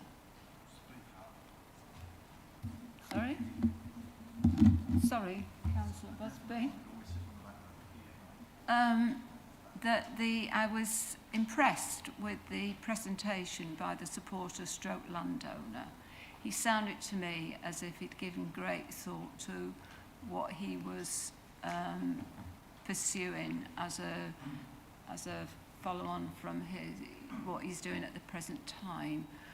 I think when we talk about food, I think we've got to be absolutely clear about what we import and what we export. And my understanding of wheat, for instance, and I can be corrected by people that know more than me, I understood that we imported more wheat than we actually grew. So I think we've got to have a wide knowledge of the food production before we start making too many claims about food being, in this instance, the primary reason for considering the application. I have got to say I felt reassured by the presentation of the applicant. I was doubtful when we started, but I feel more reassured by what they're going to produce according to the application. Thank you. Thank you. Any more comments? Councillor Osborne. Thank you, Mr. Chairman. Yeah, I'm looking through the presentation here that we have on the screen. I am also concerned about the highways issues which have been brought up. We're talking about quite a sizable cable having to run across a main road up to pick up the national grid at Bramford. So once again, it's going to turn it into turmoil, and I'm not happy about that. And I'm not happy about the position of the battery setup that they've got there, and also the mitigation that's been put forward. I am cross between both for the food position and also for the energy system. However, I think the amount of cable run and etc. and the upheaval it's going to cause again is high on my list as well. So I shall have to think carefully before I vote. Thank you, Mr. Chairman. Thank you. Would anyone else like to participate? Councillor Jones. Okay, it looks like everyone's stopped. One thing I'd just like to say before about the food, I would be interested to know how much of the crops grown in East Anglia are actually for food and how much are for biofuels. 77 times more land is used for biofuels than solar, so perhaps if we could cut down on that.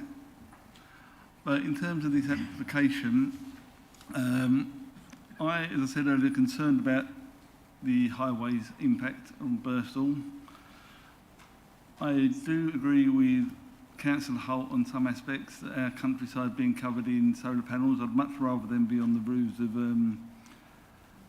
warehouses and houses and in areas on brownfield sites.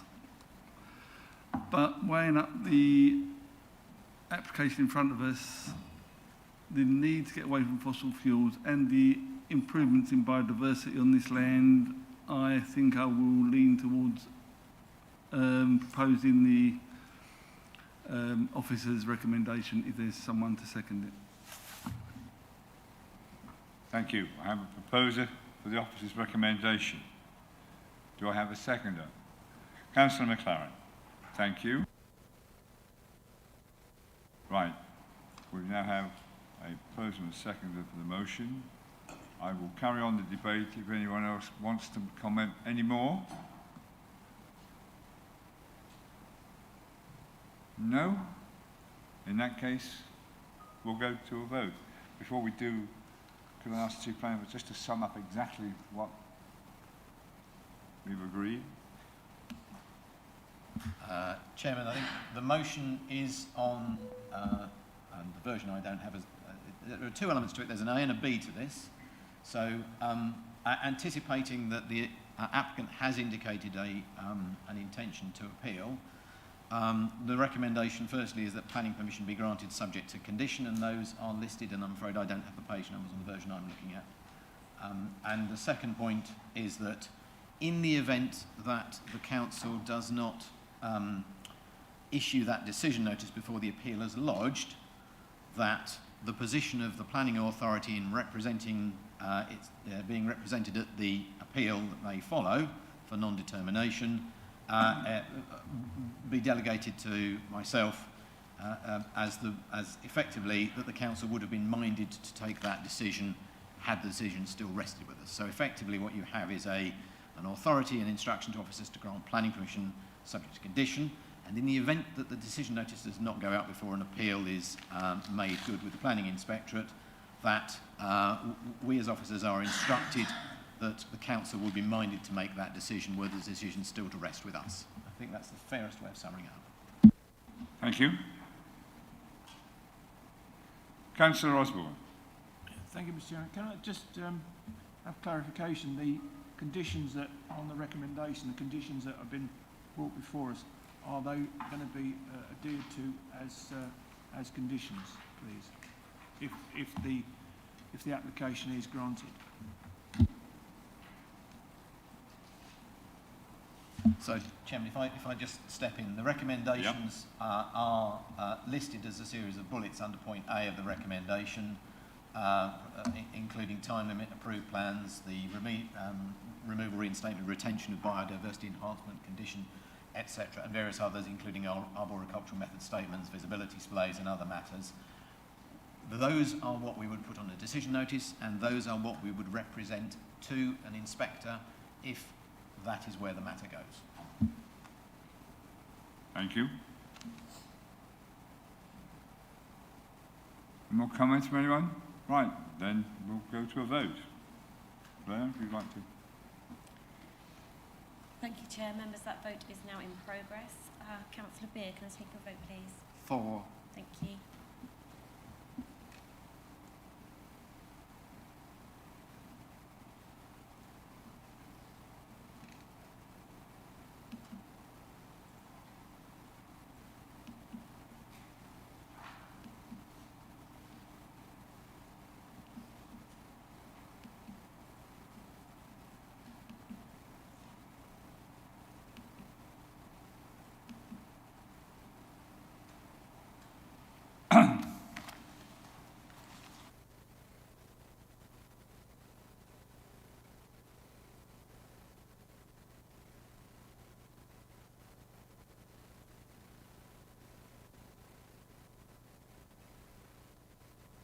Thank you, Chair. That's 6 votes for and 5 against. That's carried. That's carried. Thank you, everyone, for your attendance.